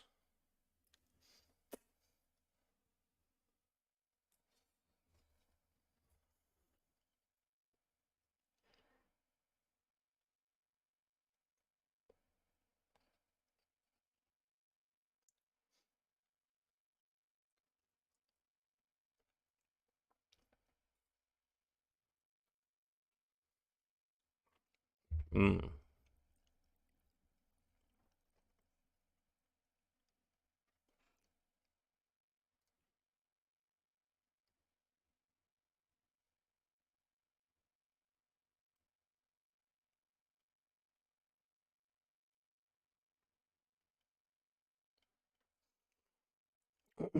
Wait a minute. Is this a good time to short XRP? Quinoa. Quinoa.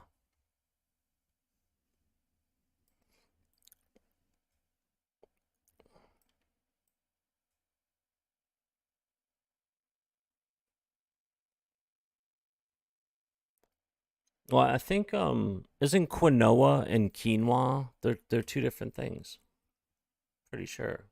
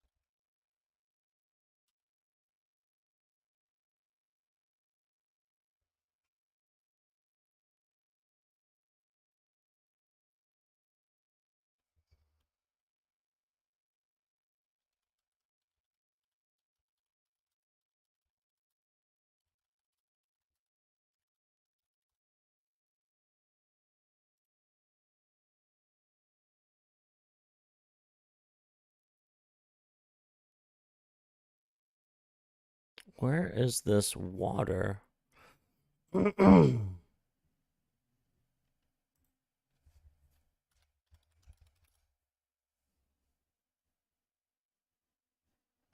No, yeah, you're right, Rye Guy. It's the same thing. No, you're right. I'm thinking of something else. You are definitely right. Quinoa, uh, Quouin. Yeah, quinoa. Yep, that's how it's pronounced. Quinoa. I am 100% wrong. You are 100% right. That is definitely how it's pronounced. Because I know it. I know how to pronounce quinoa, like when I'm eating healthy and stuff like that. But I thought quinoa was something else. That's because maybe it is something else. Quinoa. It's in that water. I posted it. Hold on. Hold on.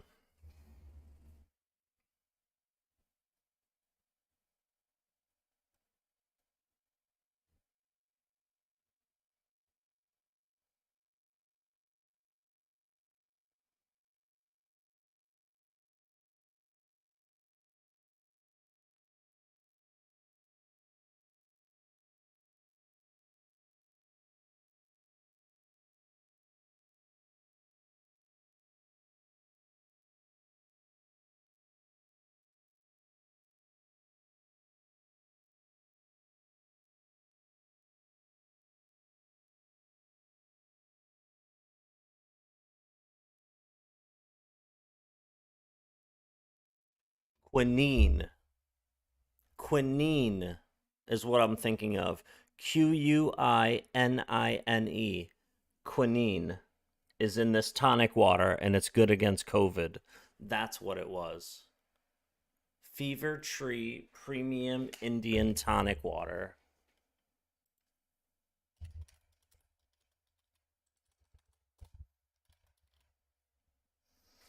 Fever Tree Tonic Water. Images. It's this one right here.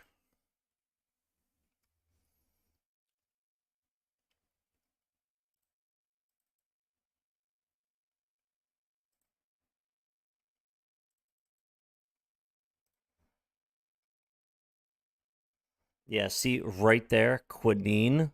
That's what I was thinking of. That is what I was thinking of when I saw that. Yep. Right there. Quinine, right there. There it is. You see it? That is good against COVID. So when me and my wife had COVID, we drank these while doing some other things, and we felt great. But yeah, and this is a picture of me. We bought a case of it, and this is one I was drinking when we were sick a few months ago. So yeah, that's what I was thinking of. Sorry. All right, where are we at? Let's go. Come on, XRP, just crank up to over $1 real quick for you, boy.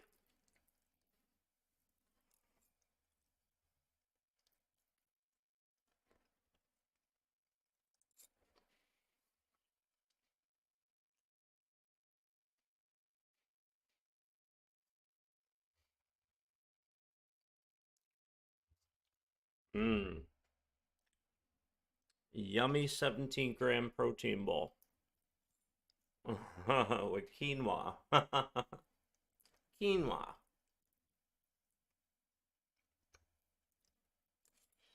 Mmm.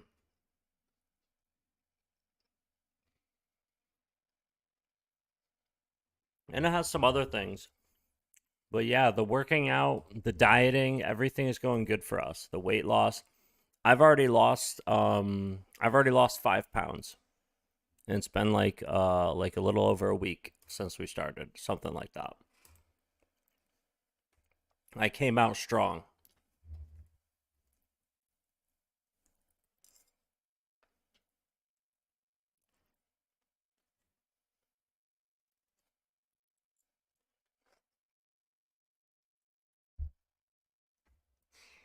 Mm. Mm, mm, mm, mm, mm, mm, mm, Mm-mm-mm.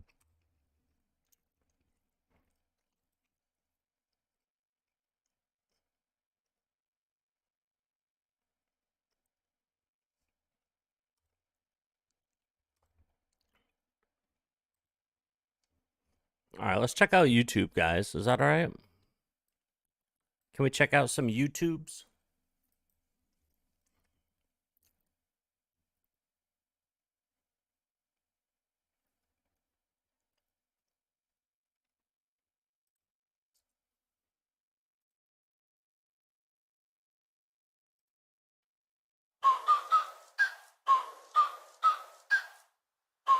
Trader's haven when it comes to actually trying to exploit certain plays in the chart. Now, there are a lot of people that are expecting more from Bitcoin. In other words, is Bitcoin going to take out this zone? Is Bitcoin... Oops, let me just change the number right there. Got ourselves a little bit of a boomer moment there, ladies and gentlemen. Listen, when I say boomer moment, I mean, it's just a bit of a mistake. I guess I'm old school. Yeah, I was born in 85, but this is what it is and how we roll. So if you pick up on boomer moments, please put them in the comments on the video when it has finished. Count them up for me. Count the ladies and gentlemen's. Count the mad loves. Of course, I've got a ratio at the top of the channel. Sorry, at top of the pin to the top of the chat. Sorry, I've got a few questions there. Bitcoin to 44k. Happy days. Or I don't care. I want movement. That's where my ratio should be at. Steve is the best. I've not really got that much love from you today, Steve. And then you believe, 16% of you believe that I am synthetic, where sometimes I do glitch out. To put it back in again when he presents you with these nice big moves up to the upside to encourage you to do something about it. Okay? Now, next point in the chart that is relevant for us. Before we can start looking at the 45,896 range, we need to understand how likely are they going to come and take out this area here, which sits at last week's high and is the range daily high for Bitcoin. Range daily high, range daily low are the two extremes in the chart based on the previous session's journey that it took. Okay, the idea says that from the daily open, how likely is price going to move towards this point? All right, this is what you're looking for. How likely is it going to go towards the range daily high? How likely is it going to go to the range daily low? And you've got to try and work out in relation to the way candlesticks are behaving, the way the moving averages are stacked. What's the general sentiment across the board? Do we have any news plays? Is there anything affecting the likelihood of Bitcoin going up or down in terms of any news plays? Is someone going to tweet something? There are so many factors that you need to understand about trading, and then you have to come to the decision and say, you know what? I can't do anything else about it. I just have to take the trade. You can get through to the situation of, analysis paralysis, where you have too many confluences put together. Ultimately, ladies and gentlemen, it's about having the confidence to being able to place the trade, because you won't know if the trade's going to work unless you take the trade. That's as simple as that. You will not know until it works. If it goes against you, you know where you stand. If it goes in your favor, happy days. Pay yourself, get out. All right? Now, looking at Bitcoin's behavior from this area here, you can see that they've made two attempts away from the psychological range. Look at this. You've got the break above it, and then they came straight back down again. All right? They made the move away from it, and then they came back down into this area again. This is massive. Now, in order for us to verify that this point in the chart is going to continue higher, all right, we would need to see price maintain its behavior above the 5 and the 13 EMA. That's what we would need to wait for, okay? 2 points in the chart you want to be aware of. This area here, yesterday's high, right there. Let me change the color of that, make it brighter.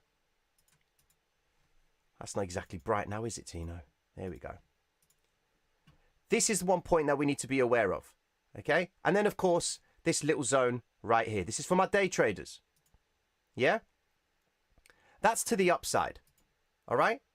Now, to the downside, we've got this wick right here, which appears to be the UK Brink session low. And then, of course, we have this bad boy wick right here, which again sits at the psychological ranges. Question is, which one is it going to take?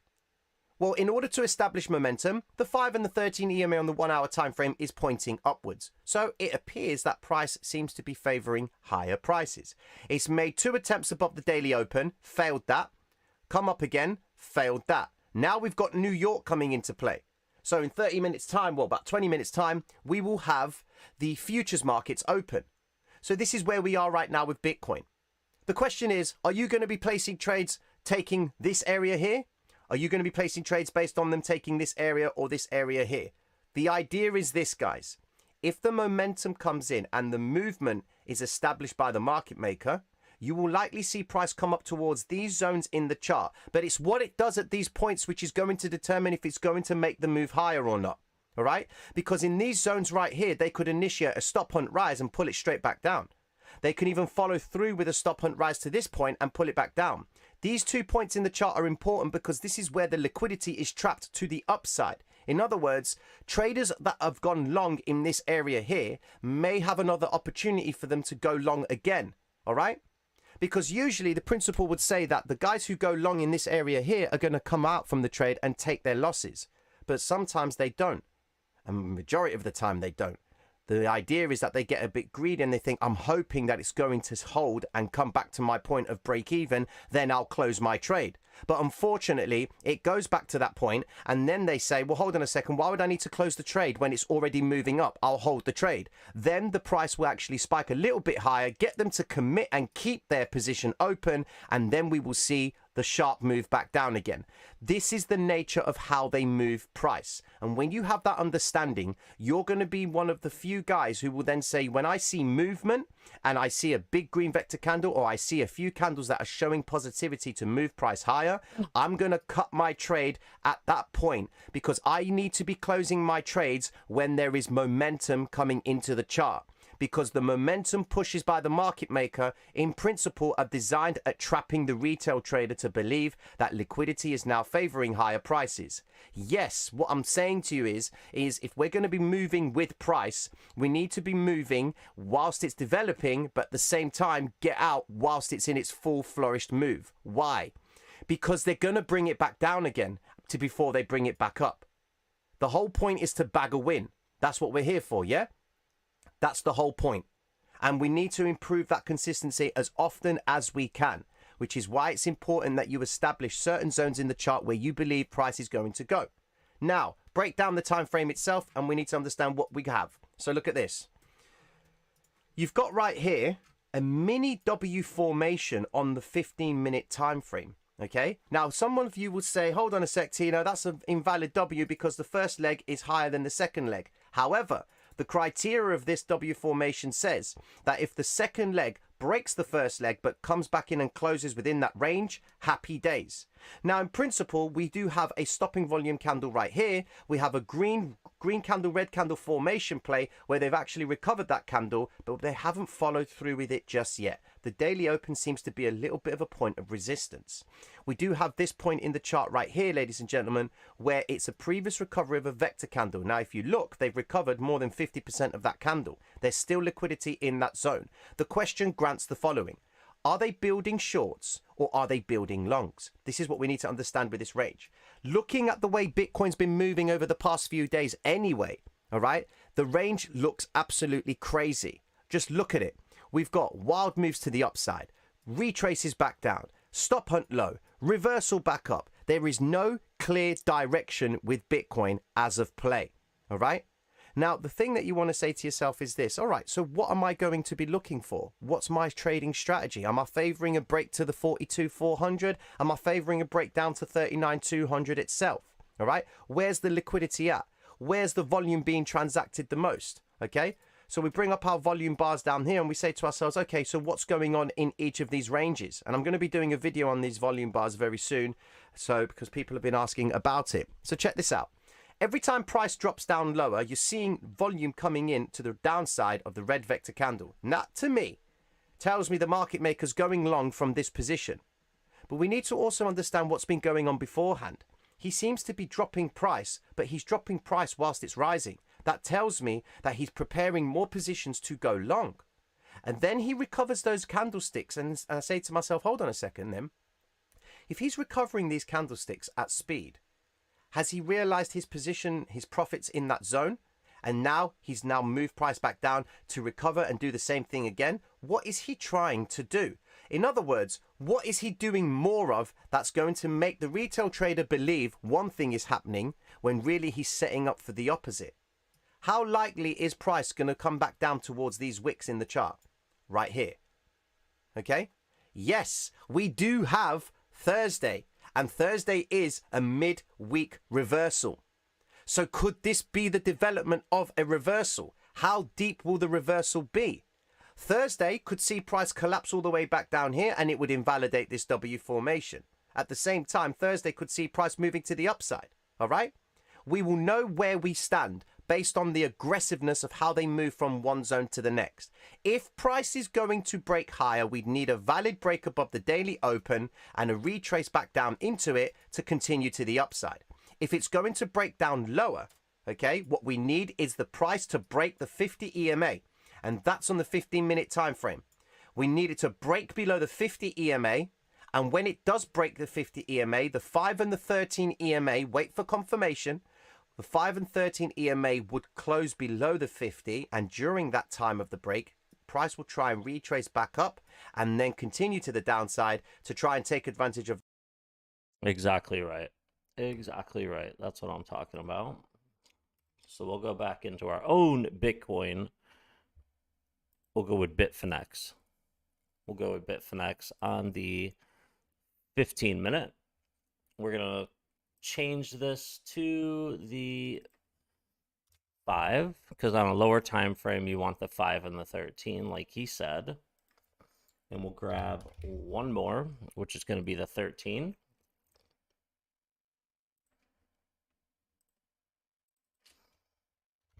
And there it is, a pow. And we're going to change this to, wait, where? Ah, there we go. Pink, yellow, yellow. A little thicker. There we go. Now we'll open this up.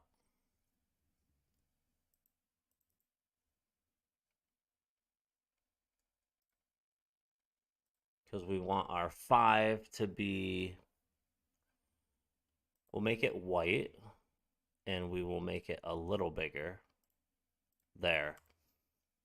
So we have our 5, and we have our 13. So you want the smaller one. The smaller one breaking is going to tell you. So if the smaller one breaks below, so if the 5 breaks below the 13, retrace continuation like he says, and then you close more under the 50, well, then you can be expecting a reversal to the downside.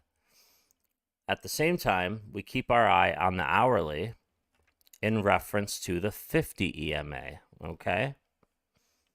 So the 50 EMA is going to give us a bigger, a better understanding.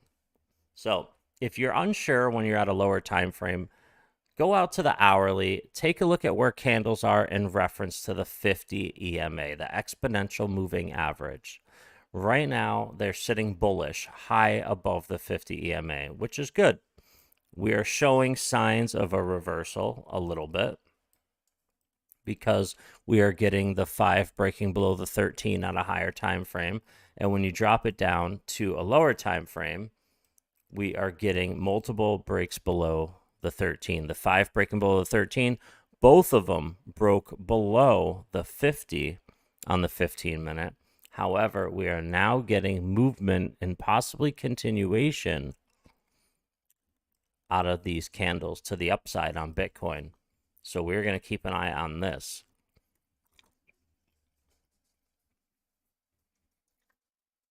XRP's about to get it, cuz. Hey, that's what I'm talking about. XR perfection. Trevor Parkerson, what is up, man? Been working like crazy? Okay. That's what I'm talking about, bro. So, oh, look at that. Look at that quick turnaround. Do you see that? That is a quick turnaround. We're going to keep our eye on that play. At the same time, go back to the hourly. How's it playing out? Always go back to the hourly. How is it playing out? You always want to go back and check. Here's Bitcoin. Okay, we saw the hourly go back to the 15-minute, bounce back and forth. Here we are. We want to see once again. Okay, it tapped. It tapped the 5 EMA right at the 50. Is it going to push higher? There's 13 minutes left of this candle, so we could see volatility because remember, we're getting movement drop down, railroad tracks back up. Then we got a bullish engulfing candle, multiple stopping volume candles, a shooting star candle, stopping shooting hammer candle, stopping volume, stopping volume, stopping volume, kind of a hammer candle, and now we are waiting to see what this one's going to provide. We are currently sitting with the 5 and the 13s underneath the 50 EMA. Information, information, information. That's what we're looking for. We're looking for that confluence of options, of signs in the candlesticks.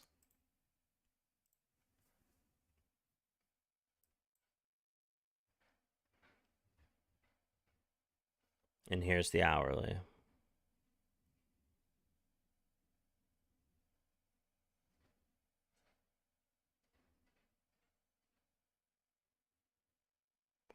A lot of wicks right here. A lot of wicks. Not too many on the top side, but you can see for sure right here. Which could also mean a move to the upside. Let's drop back down to the 15-minute time frame.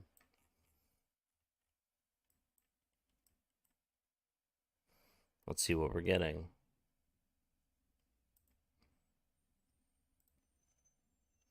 XRP created a teeny little CME gap right there.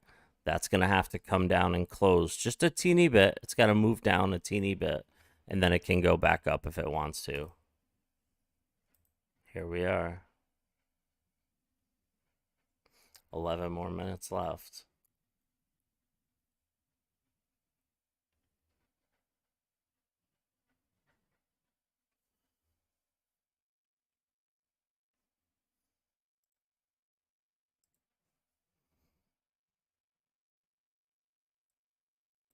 So this hourly, this is still valid. This is still valid because they came back up and closed higher than these candle bodies. So this is still a valid W formation. If it invalidates, then we'll know. Okay, 55 minutes left of this candle.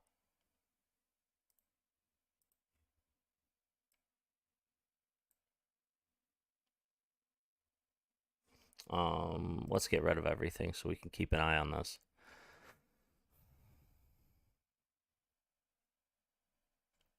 The 5 broke above the 13 here, and we're looking for continuation. Let's see if we get that continuation or not. 4 of these candles equal 1 of these candles. So we had the 5 all the way up, came down, broke below the 13, broke above it, breaking below it, which gives us what? Gives us peaks. So we are also paying attention to that. There's so many things you have to pay attention to.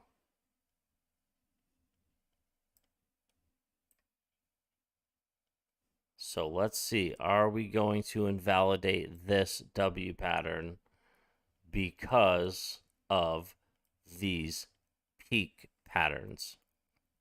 That's what we're looking for the right trade. If you're hodling, this does not matter. You're just looking at dollar cost average. But this is looking very good, very good so far. If it changes, we're gonna know. Whoa. www, then moonlol. Moonshot XRP with the $5 dono. Appreciate the super chat, bro. You're damn right. To the moon. www. That's what I want to see. I want to see it hold. I don't want to see it invalidate. Appreciate the 5, bro. You're always the one doing that. You know what? I have to change something. Let me pull up Streamlabs because that just happened. Let me pull up Streamlabs. And I want to get a to show my appreciation, I want to get a rotating thing of the donation. So let me go into widgets and let me find one. Is it a tip ticker? I think it is.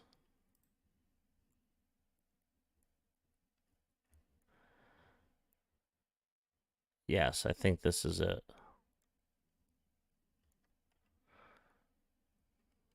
Copy. Copy. All right, let me put it up here because I appreciate that. Browser.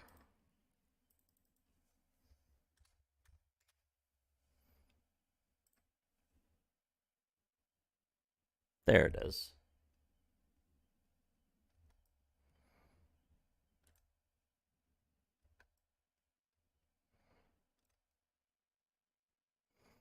I don't know where to put it though. Maybe I'll put it right here.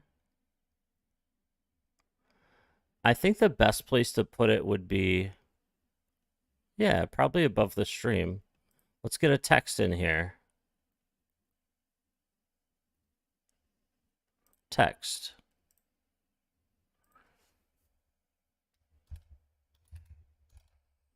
Recent.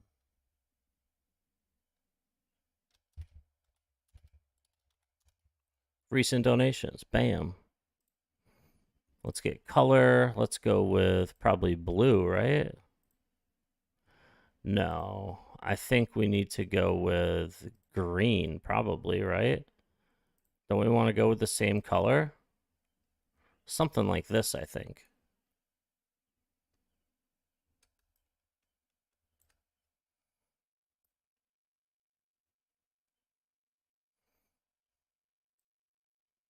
Select font. I want bold, bold, italic, bold, italic. There we go.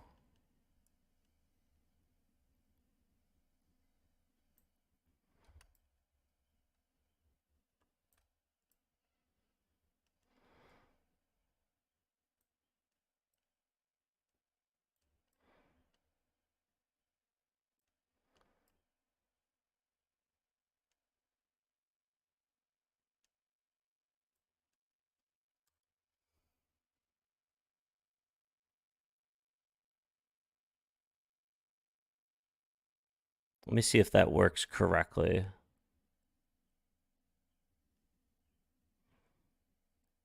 Where is it pulling its information from?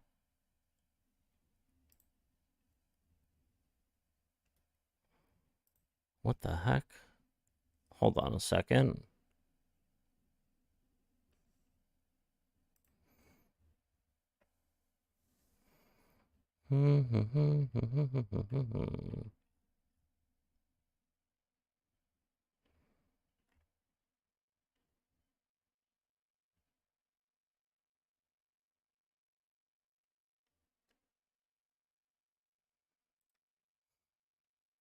No, this thing isn't even right. Oh, you know what? Maybe that's from Twitch. No, that's not from Twitch. What the heck is going on here? What the heck is going on here? No, that's correct. Widgets.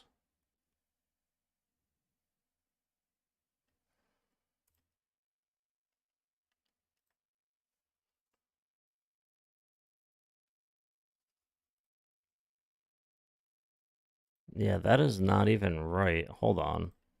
We got to get rid of that. That's not correct. So let me go into text and let me go into read from file, browse.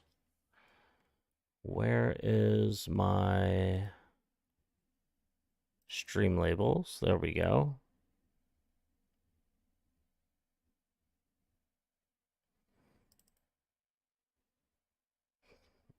Oh my God, that is definitely not correct. I haven't seen that girl in like years. That was a different time.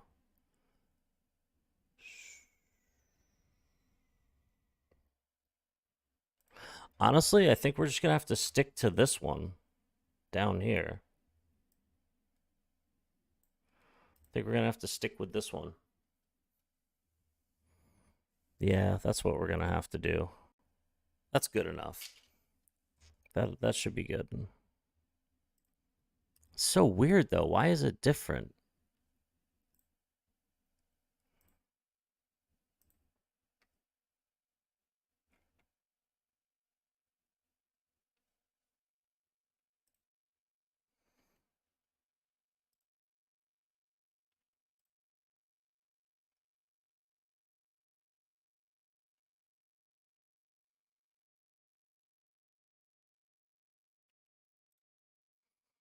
Hmm.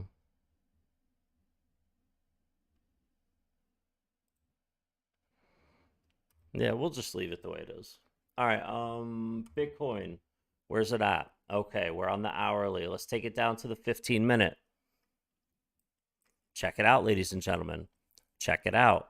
Let's see, is it going to invalidate it? If so, is it going to snap back to the upside? We have been closing multiple candles under the 50 EMA. We've closed multiple candles. We've gotten peaks. Let's see.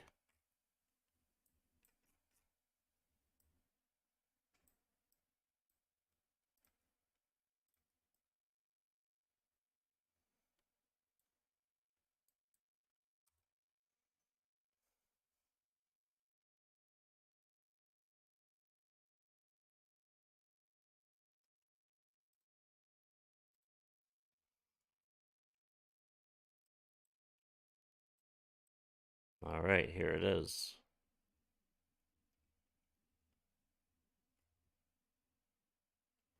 Here it is. This is what we want to see right here. We're going to keep an eye on this. Remember, the 5 broke below the 13. The 5 and the 13 both broke below the 50 on the 15-minute time frame for Bitcoin. Broke above, then below. Now the 5 is below again. We are getting a drop. But remember, this is the last minute of this 15-minute candle. So you get volatility towards the end of candles, all right? Keep that in mind.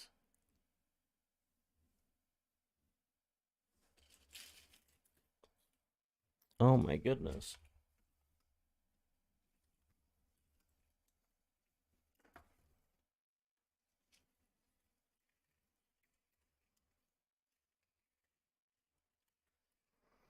Ladies and gentlemen, I'm pretty sure that your boy is out of nicotine gum. I'm pretty sure I'm out of nicotine gum, ladies and gentlemen. Catboy on CMC, bro, it's insane. Catboy, what are you talking about? This wick in this area here, and then of course test the 800 EMA and come back down into the psychological ranges. Okay, so with this information here, ladies and gentlemen, you've got to say to yourself, well, how likely is that going to happen? Well, go down to the smaller time frames as well. Let's work it out. Go down to the 5-minute time frame. What can you see happening on the 5-minute time frame to grant that that is likely to be the case? Well, they've aggressively moved price up to the upside. Look at that. 3 hits to the high, then they reversed it. 1, 2, 3 hits to the high, brought it straight back down.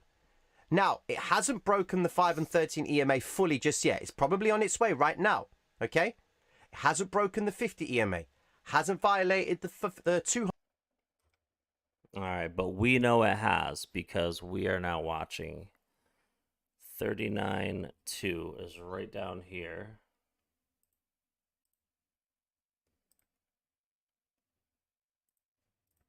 That is 39.2. So what we want to see, we saw it go down. We saw it come up.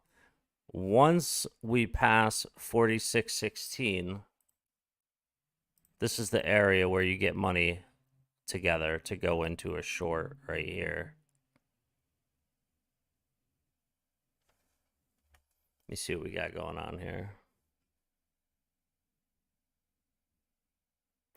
Catboy on CMC, bro, it's insane. All right.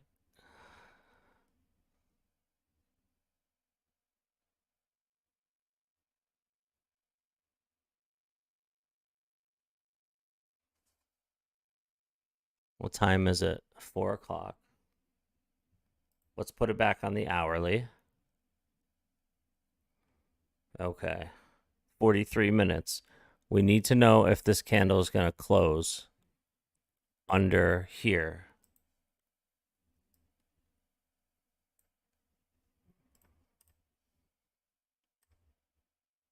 All right, so what I am going to do is I'm thinking about getting stuff together for a short because it is adding up. Things are adding up. But they might not.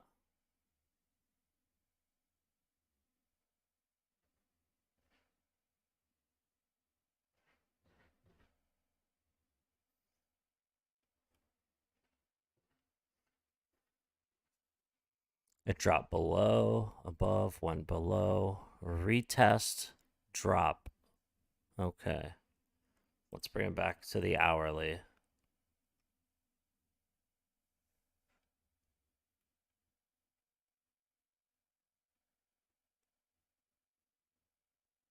I mean, it is looking perfect for a short, but it is looking, I think, a little too perfect, ladies and gentlemen.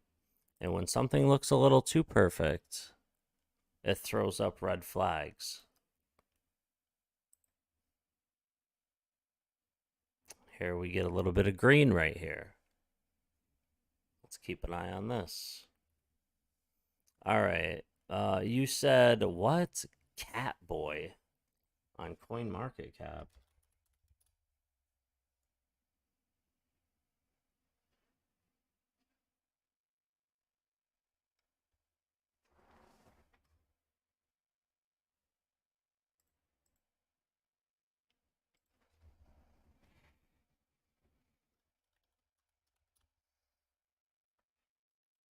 All right, what is going on here? Why will it not? All right, here we go. Catboy.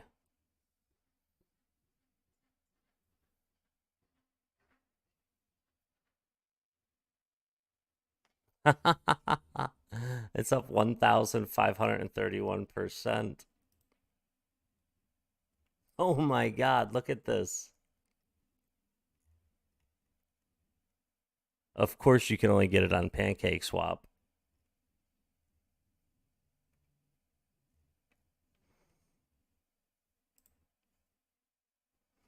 Oh my God, it's all happened in just today. Half a penny to 80 cents. It went from half a penny to 80 cents.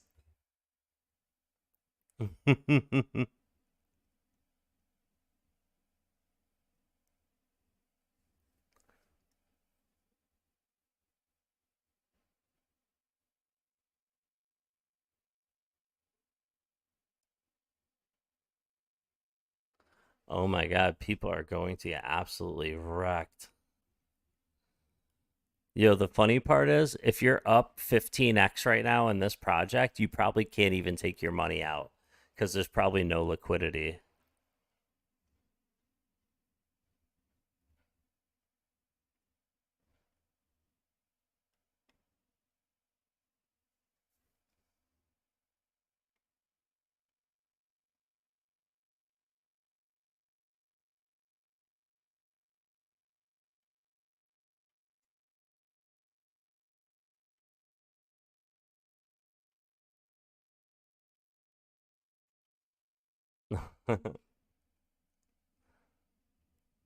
Of course. Wow, that's funny.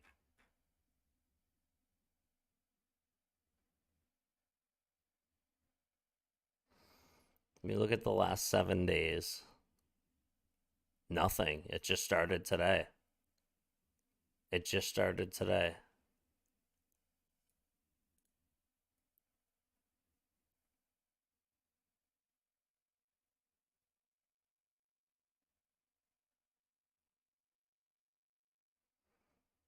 Wow.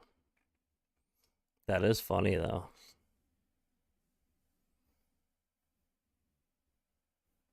I know, right?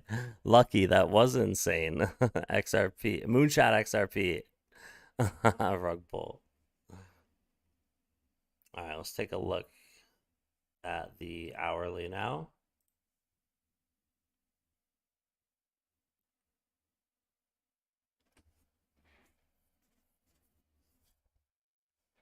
Casper's at 666. Oh, that's not good.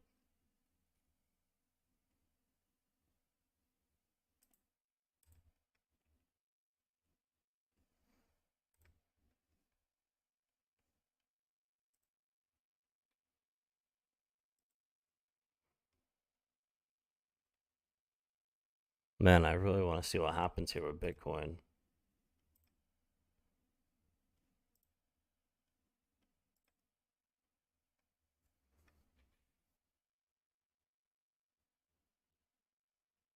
Oh my God, look at this. Look at the 50 EMA. We're on the hourly here. Look at this. It's just starting to come off the 50 EMA. This actually, it could turn into a launch.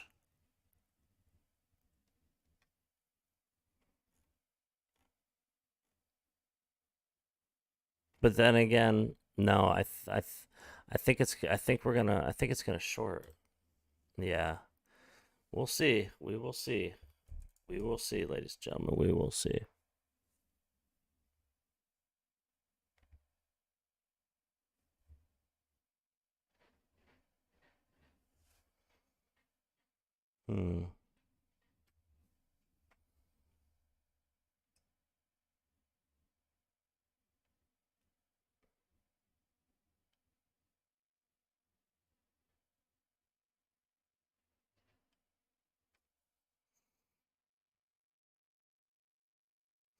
We have not got any confirmation yet, really.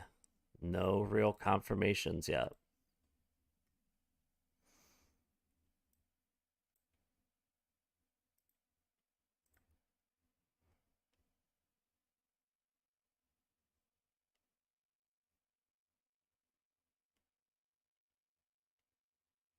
In 36 minutes, if this closes below this leg of the W, we can actually start to make a move from there.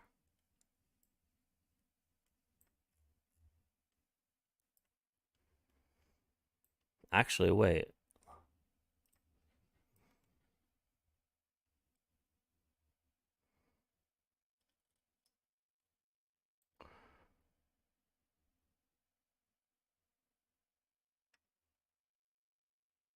Does it just keep getting smaller and smaller? Is that the plan?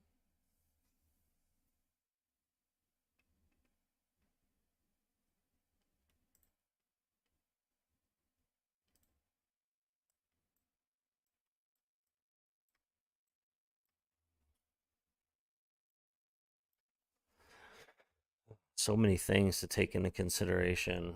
Let's drop it down to the 15-minute time frame.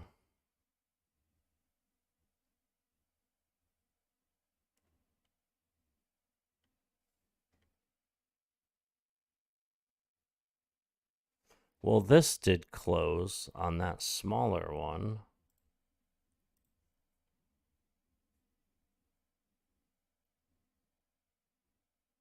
That's a different story. We were talking about this new one here. 34 minutes for, and it's already coming back up a little bit. This is why we wait for the confirmation, because we need to come down, up, and then continue down. So down, up, continue down. So the opposite of what we would look for the other way. So we're looking for this, and this is our entry point. So it would be this. This would be our entry point right here, if it passed and continued. And then I would ride that all the way down to the other, near the other green line, probably right here. I would probably ride it to probably about right in here or here, or right here. One of these three places is where I would take profit.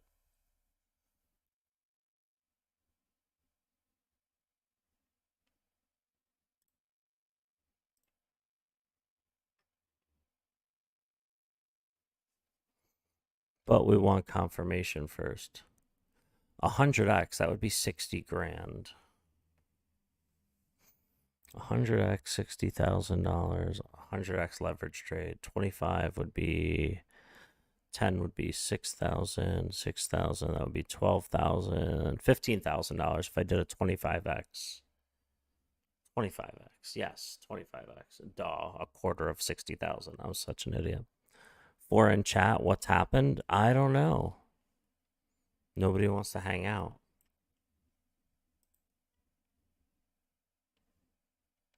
I'm just waiting for the perfect trade right now. I'm trying to find a perfect trade.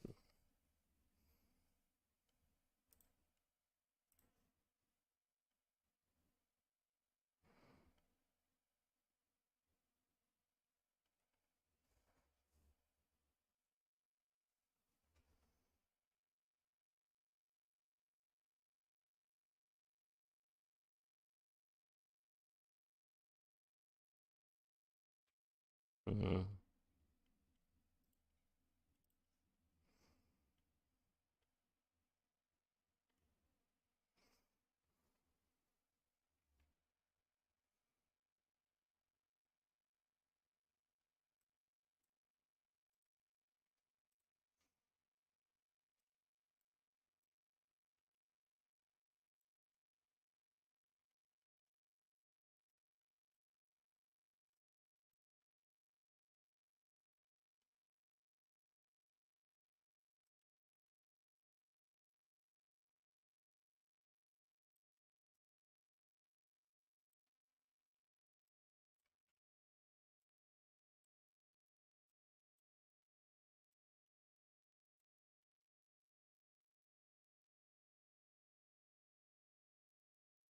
Okay, there we go.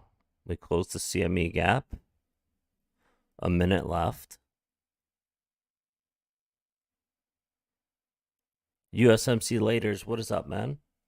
We got a minute left here. Okay. Now let's look at it on the hourly. Now remember, this could just come to the 50 EMA and straight back up. And if it closes above, if the candle body closes above right here, these candle bodies, then this W is still not invalidated. However, if this candle were to close right now, it would invalidate this W. And then I would be looking for continuation to enter the trade.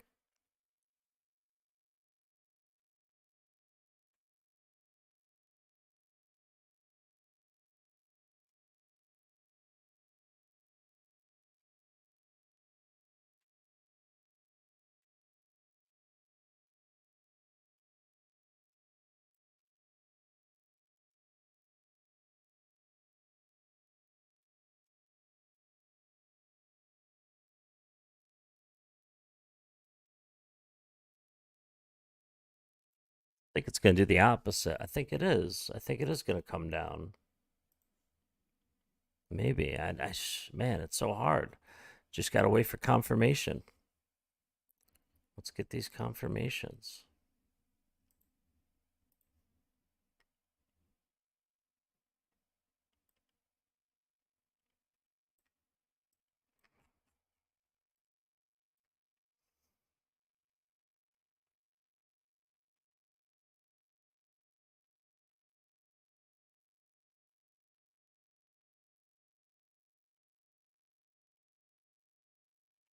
It would be the middle line too.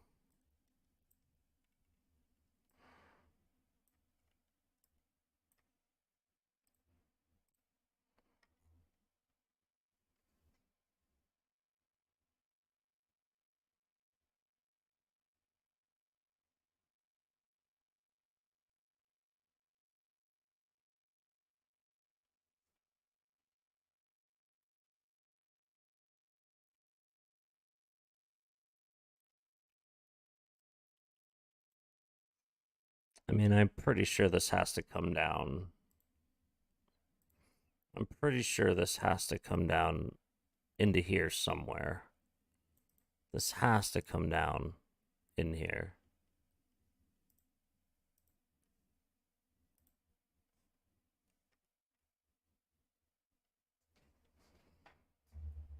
Looks like a heart monitor chart.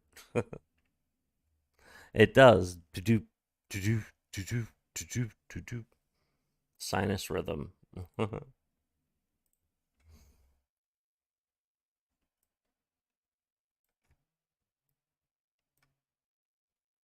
Ooh, look what else we have here. Look what else we have here. We have a cup and handle pattern. Look at that. Get rid of all that.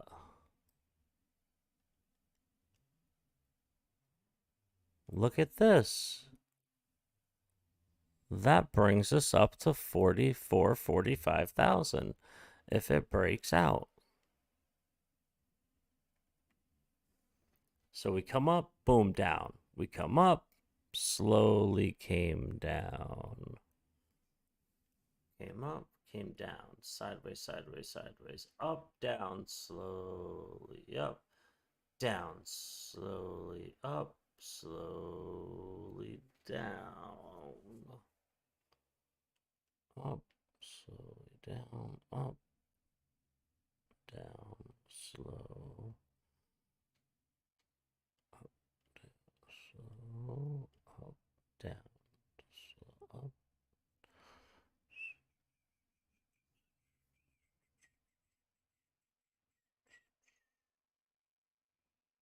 Cannot be in this area long.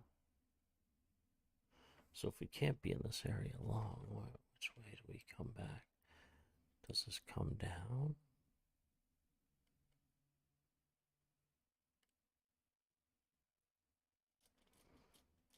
Like this?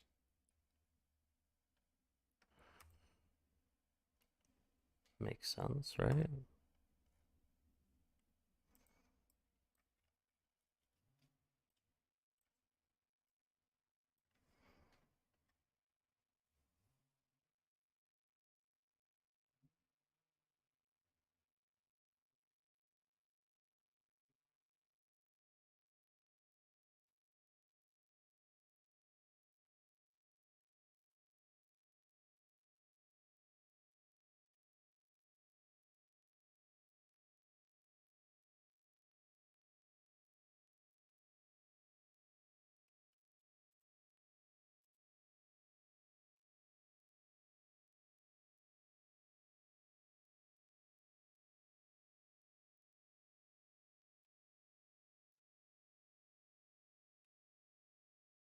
Yeah, until we get a confirmation, man, we're not doing much of anything.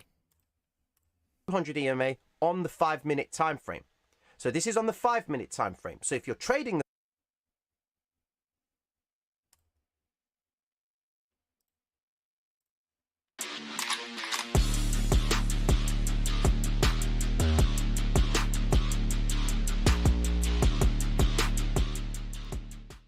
What's up guys, Kate here with another cryptocurrency update, diving into the XRP price chart on the 3-day time frame versus the US dollar. I love looking at the macro, focus on the monthly, the weekly, or even the 3-day. Now, we're going to draw a Fibonacci retracement looking at the previous all-time high back in November of 2013 for XRP when it was only around, let's say, 6 cents. To the low, we have a wick down here, we have a wick down here, a wick down here, and a fourth one right here before XRP did that big crash and then finally went on its parabolic rise. So all we're going to do is swing high, swing low, and go to the all-time low, okay? We're going to drag all the way over.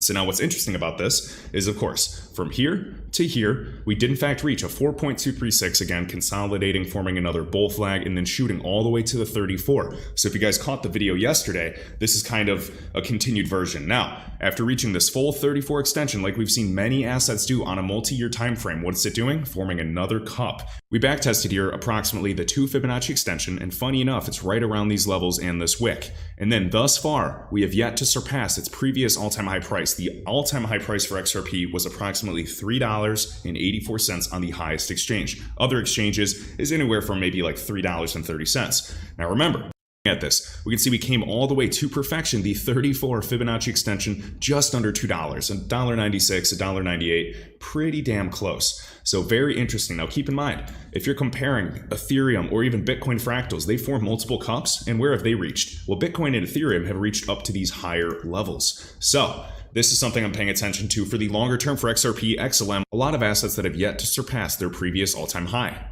And it's always interesting to see some of these crazy wicks or periods of liquidation right before they go on a massive run.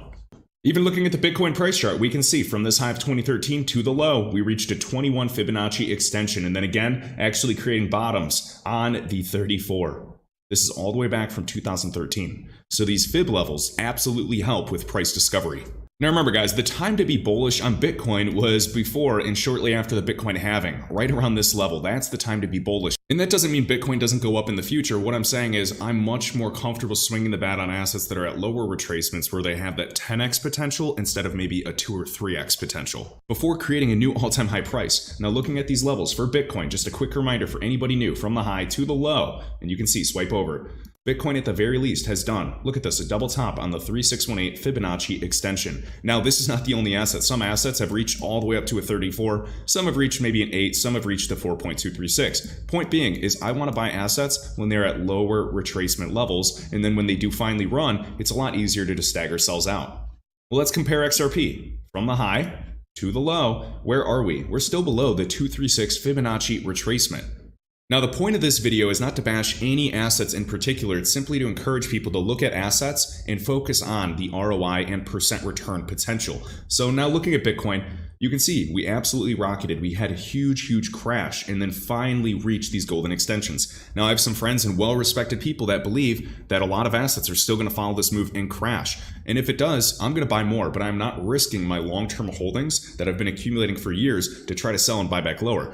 Now, for anybody brand new to the channel, let me give you a high-level overview of how I manage and rebalance my crypto portfolio. So this could change depending on when we're in a bear market or a bull market. And right now it seems like the market is 50-50. But what I want to share is this. So I have long-term holds, I have a trading bag, and then of course I have a cash position. And the cash position is simply an insurance policy because when I'm buying an asset, let's be real, you're most likely never going to buy the exact bottom or sell the exact top. What we can do is of course profit and capitalize on what happens in between all of this volatility. Now, I don't gamble with my whole bag. That's far too risky. If I, let's say I sold all my XRP and I was trying to buy back lower, it's possible that I could win, but it's really a coin flip. And I just do not want to risk any holdings that I've been accumulating for several years at this point on, a big trade. If I got lucky early on with a few big moves, I'm holding those bad boys because I don't want to just ruin everything I've. Sorry, guys. I was reading chat, but I got distracted. What's BLM? Wait, what? BLM founder arrested on fraud charges? God is good. BLM. Worked for. So what I do is long-term holds, trading bag, and cash position. Typically, I'll try anywhere from 30 to 50% of my entire crypto portfolio in a long-term holds, depending on where we are in the market. So long-term holds could mean an asset that I believe has real development, billions in funding, has a real roadmap, real partnerships, and I feel will be here for the long term, whether it's 3, 5, or even 10 years. Okay? And what I do with those is I really just set and forget. They're cold storage. I have some alerts that are set, and I'll get an email when those assets hit those price points. And for example, profitable for me over the long term. As I showed in that one video, my risk to reward will be relatively rich. Typically, crypto does every few months. You'll see multiple 50% crashes every single year, sometimes 90% crashes during a bear market.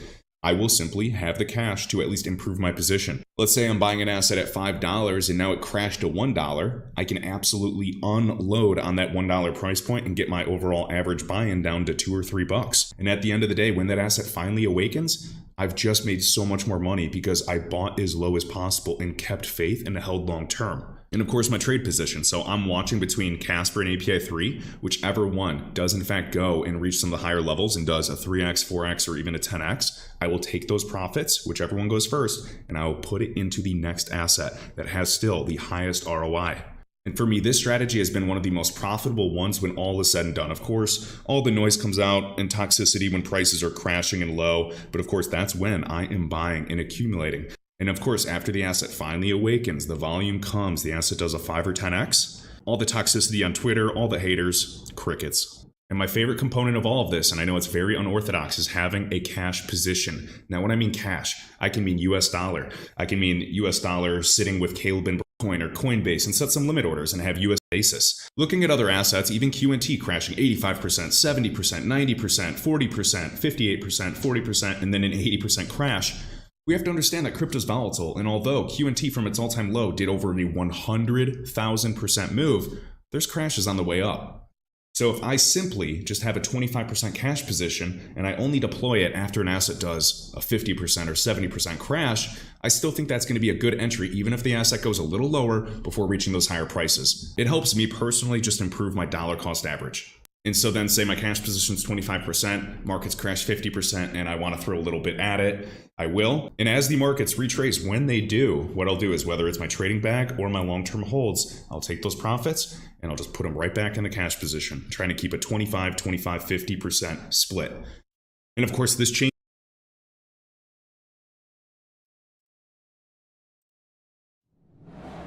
that has been happening. So here we can see several large transactions have been detected by Whale Alert, carrying various sums in XRP from 15 to 100 million, while XRP is trending per sentiment. So what we can see here, guys, is big whales moving huge amounts of XRP around because they're getting ready for something. You can see the largest of these transfers moved a whopping 100 million coins in a single lump. The total value of the transferred XRP amount compromises $175 million. Interesting, guys. Unexpected apology to XRP community. Untrue. Yeah, nobody cares, Moon Lambo. Nobody cares. Blockchain backer. What's going on, my man? Tell us about it. The stock market was very nervous of that yesterday. However, it did close up green. We actually had a rally the day prior with the Dow Jones rising 599 points. And then yesterday, another big rise. Somewhat of a sell-off into the announcement of the rate hike and then an immediate recovery and closing back near the highs again at the end of the day. So the markets responded relatively well to the rate hike announcement. We'll talk about this. And are we on the verge of a breakout happening in here for the Dow Jones? And as you guys know, my thought process is crypto's tied to the Dow, tied to the stock market. So I'm going to talk about the things I see going on in here, why what happened yesterday from my angle was good, and how, if you really kind of look at all the narratives that have been going on over the course of the last couple of weeks, it's been interesting, right? We've had the total altcoin market cap down here at the bottom of this parallel channel back at the 702 Fibonacci retracement level, holding itself on top of weekly supports in here. But think about all the news narratives that we've had, right? We've had Federal Reserve interest rate hikes. We've had Russia and Ukraine. We've had executive order. We've had anticipation of, progression in the SEC versus Ripple lawsuit. And it just seems like back to back to back, and the news is kind of just good on all the different things that everybody's been worried about, right? I think really the only big overhanging kind of narrative that's there right now still is really with Russia and Ukraine. And of course, I have absolutely zero way to anticipate what will happen with a geopolitical event in regards to those countries or the impacts throughout the rest of the world. Things could change dramatically if the events in those change either way. If, peace talks happen or if things escalate, who knows, right? I'm sure they know. But as for us, who knows? And then, of course, on Monday, we deep dived over there into the XRP price chart and still just hovering in here, right? Waiting for that catalyst of the rest of the market to take off. And, I was waiting for it last night and it got released this morning. This morning, the Digital Perspectives YouTube channel released this roundtable discussion they had with Jeremy Hogan and with John Deaton. So if you haven't caught that, it's over there on Digital Perspectives, hosted by himself, Brad Kimes, and Link2. As you guys know, I announced that on my last video that I am now partnered with Link2, who also hosted this event here. And I learned something too. They said they were all members of Link2. And FinTech Billionaire, what is up, man? Welcome to the stream. I was like, oh, okay, cool. But either way, I've watched, I've tried to watch as much of this as I could over all of these hints settling. So this video, when I'm done with the outcome, it's engraved in us. This moment will pass. And sure enough, the opposite thing of what everybody feared, right? Two big fat green candles come over here in the Dow Jones. Tomorrow's FOMC, big mystery on the rate hike. No one knows. It's like a game. Fed rate hike answers will come today. As humans, we have a tendency to fear the structure to come in down in here, right? I've pointed to the Bitcoin price chart on how it had a very similar structure before it had its final impulse, because that's what I think's left in the stock market. If it's got one more leg up on it, that's posted publicly for everyone to see. But I like the reaction that we saw from the markets. Let's send this thing. And I know throughout history, just being in crypto for so long, there used to be a big culture of believing that crypto and the stock market was not tied to each other. But over the years, that acceptance has started to grow. And so if you don't know why I do this, why I look at the Dow Jones, is because the correlation of Bitcoin and the crypto market to strength in the Dow Jones is incredibly correlated. So you see sign of strength over there in the Dow, that typically translates into signs of strength in crypto. And I think we're all ready for that. And we morning is for a sign of strength to show up over here in the stock market to take crypto up with it, because from an accumulation perspective and Wyckoff perspective, after an ABC correction with waves of near equal length, we're there. And on that note, we survived it, you guys. We made it through the rate hike. They did say that they would be adding a 0.25%. All right. Good enough. Good enough. All right. So we are not breaking below. We are not breaking below the 5 and the 13. We are holding above. In 12 more minutes, if this closes above, this W will still be valid. So in 12 more minutes, which means, just like Blockchain Backer says, and this massive W looking like a cup and a handle here, we're talking 44, 45,000. We're talking right up in here, unless it decides to go absolutely nuts. And what's that going to do for us? Bunch of amazing things. It's going to bring us up into this 84, 85 cent area. It's going to bring us even higher to the 95 to 102, and eventually the 105 to 112. And we just keep going unless we absolutely just explode to multiple dollars, multiple, maybe double digits. We'll see what's going on. We got about 3 hours here in the live stream, guys. I'm JadedBlur. Really appreciate all of you guys, and until next time, I am wicked tired, so I'm gonna have to get some sleep or something. Until next time, we'll put out some more videos later. See you guys later.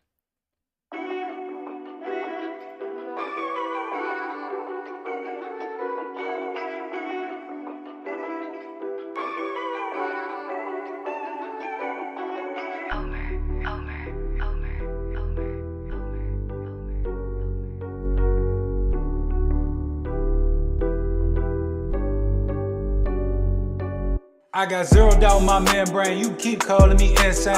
Every single day more XRP is what I obtain. No more cash, no more cars, only QR codes. No more proof of work, we running validated nodes. This is the life that I chose. They look at the cons, I look at the pros. I'm always bullish in the shows. Now you wanna ask about XRP, I am not telling. Now you want some of my XRP, I am not selling, it's not for sale. Honestly, I just wish you well, cause I'm XRP for well. I'm XRP for life and that's forever, can't you tell? I just keep on buying while they telling me to sell. The whole world gonna be shocked when XRP break out its shell, and that's when we prevail. I'm XRP for well, I'm XRP for life and that's forever, can't you tell? I just keep on buying while they telling me to sell. The whole world gonna be shocked when XRP break out its shell, and that's when we prevail. XRP taking the lead, come equipped with institutional speed. XRP giving the go to proceed, don't listen to FUD, I know they mislead. Try to tell them but I know they don't care. ODL, no nothing compared. Back in the day I was willing to share, now I don't have any left to spare. Source some liquidity on demand, try to tell them but they don't understand. Holding my ledger right here in my hand, see the signs it was already planned. Digital economy, it's already here. I'm talking about the moon, they think I majored in astrology. Haters talking trash, I think they majored in garbology. Focus on my future, so I invest in technology. Number one is where we ranking. Come on. And if you don't have XRP, then I do not know what you thinking. This the time, this the year, this the place to be. Hard and strong all day long, doing it faithfully. Keep that negative energy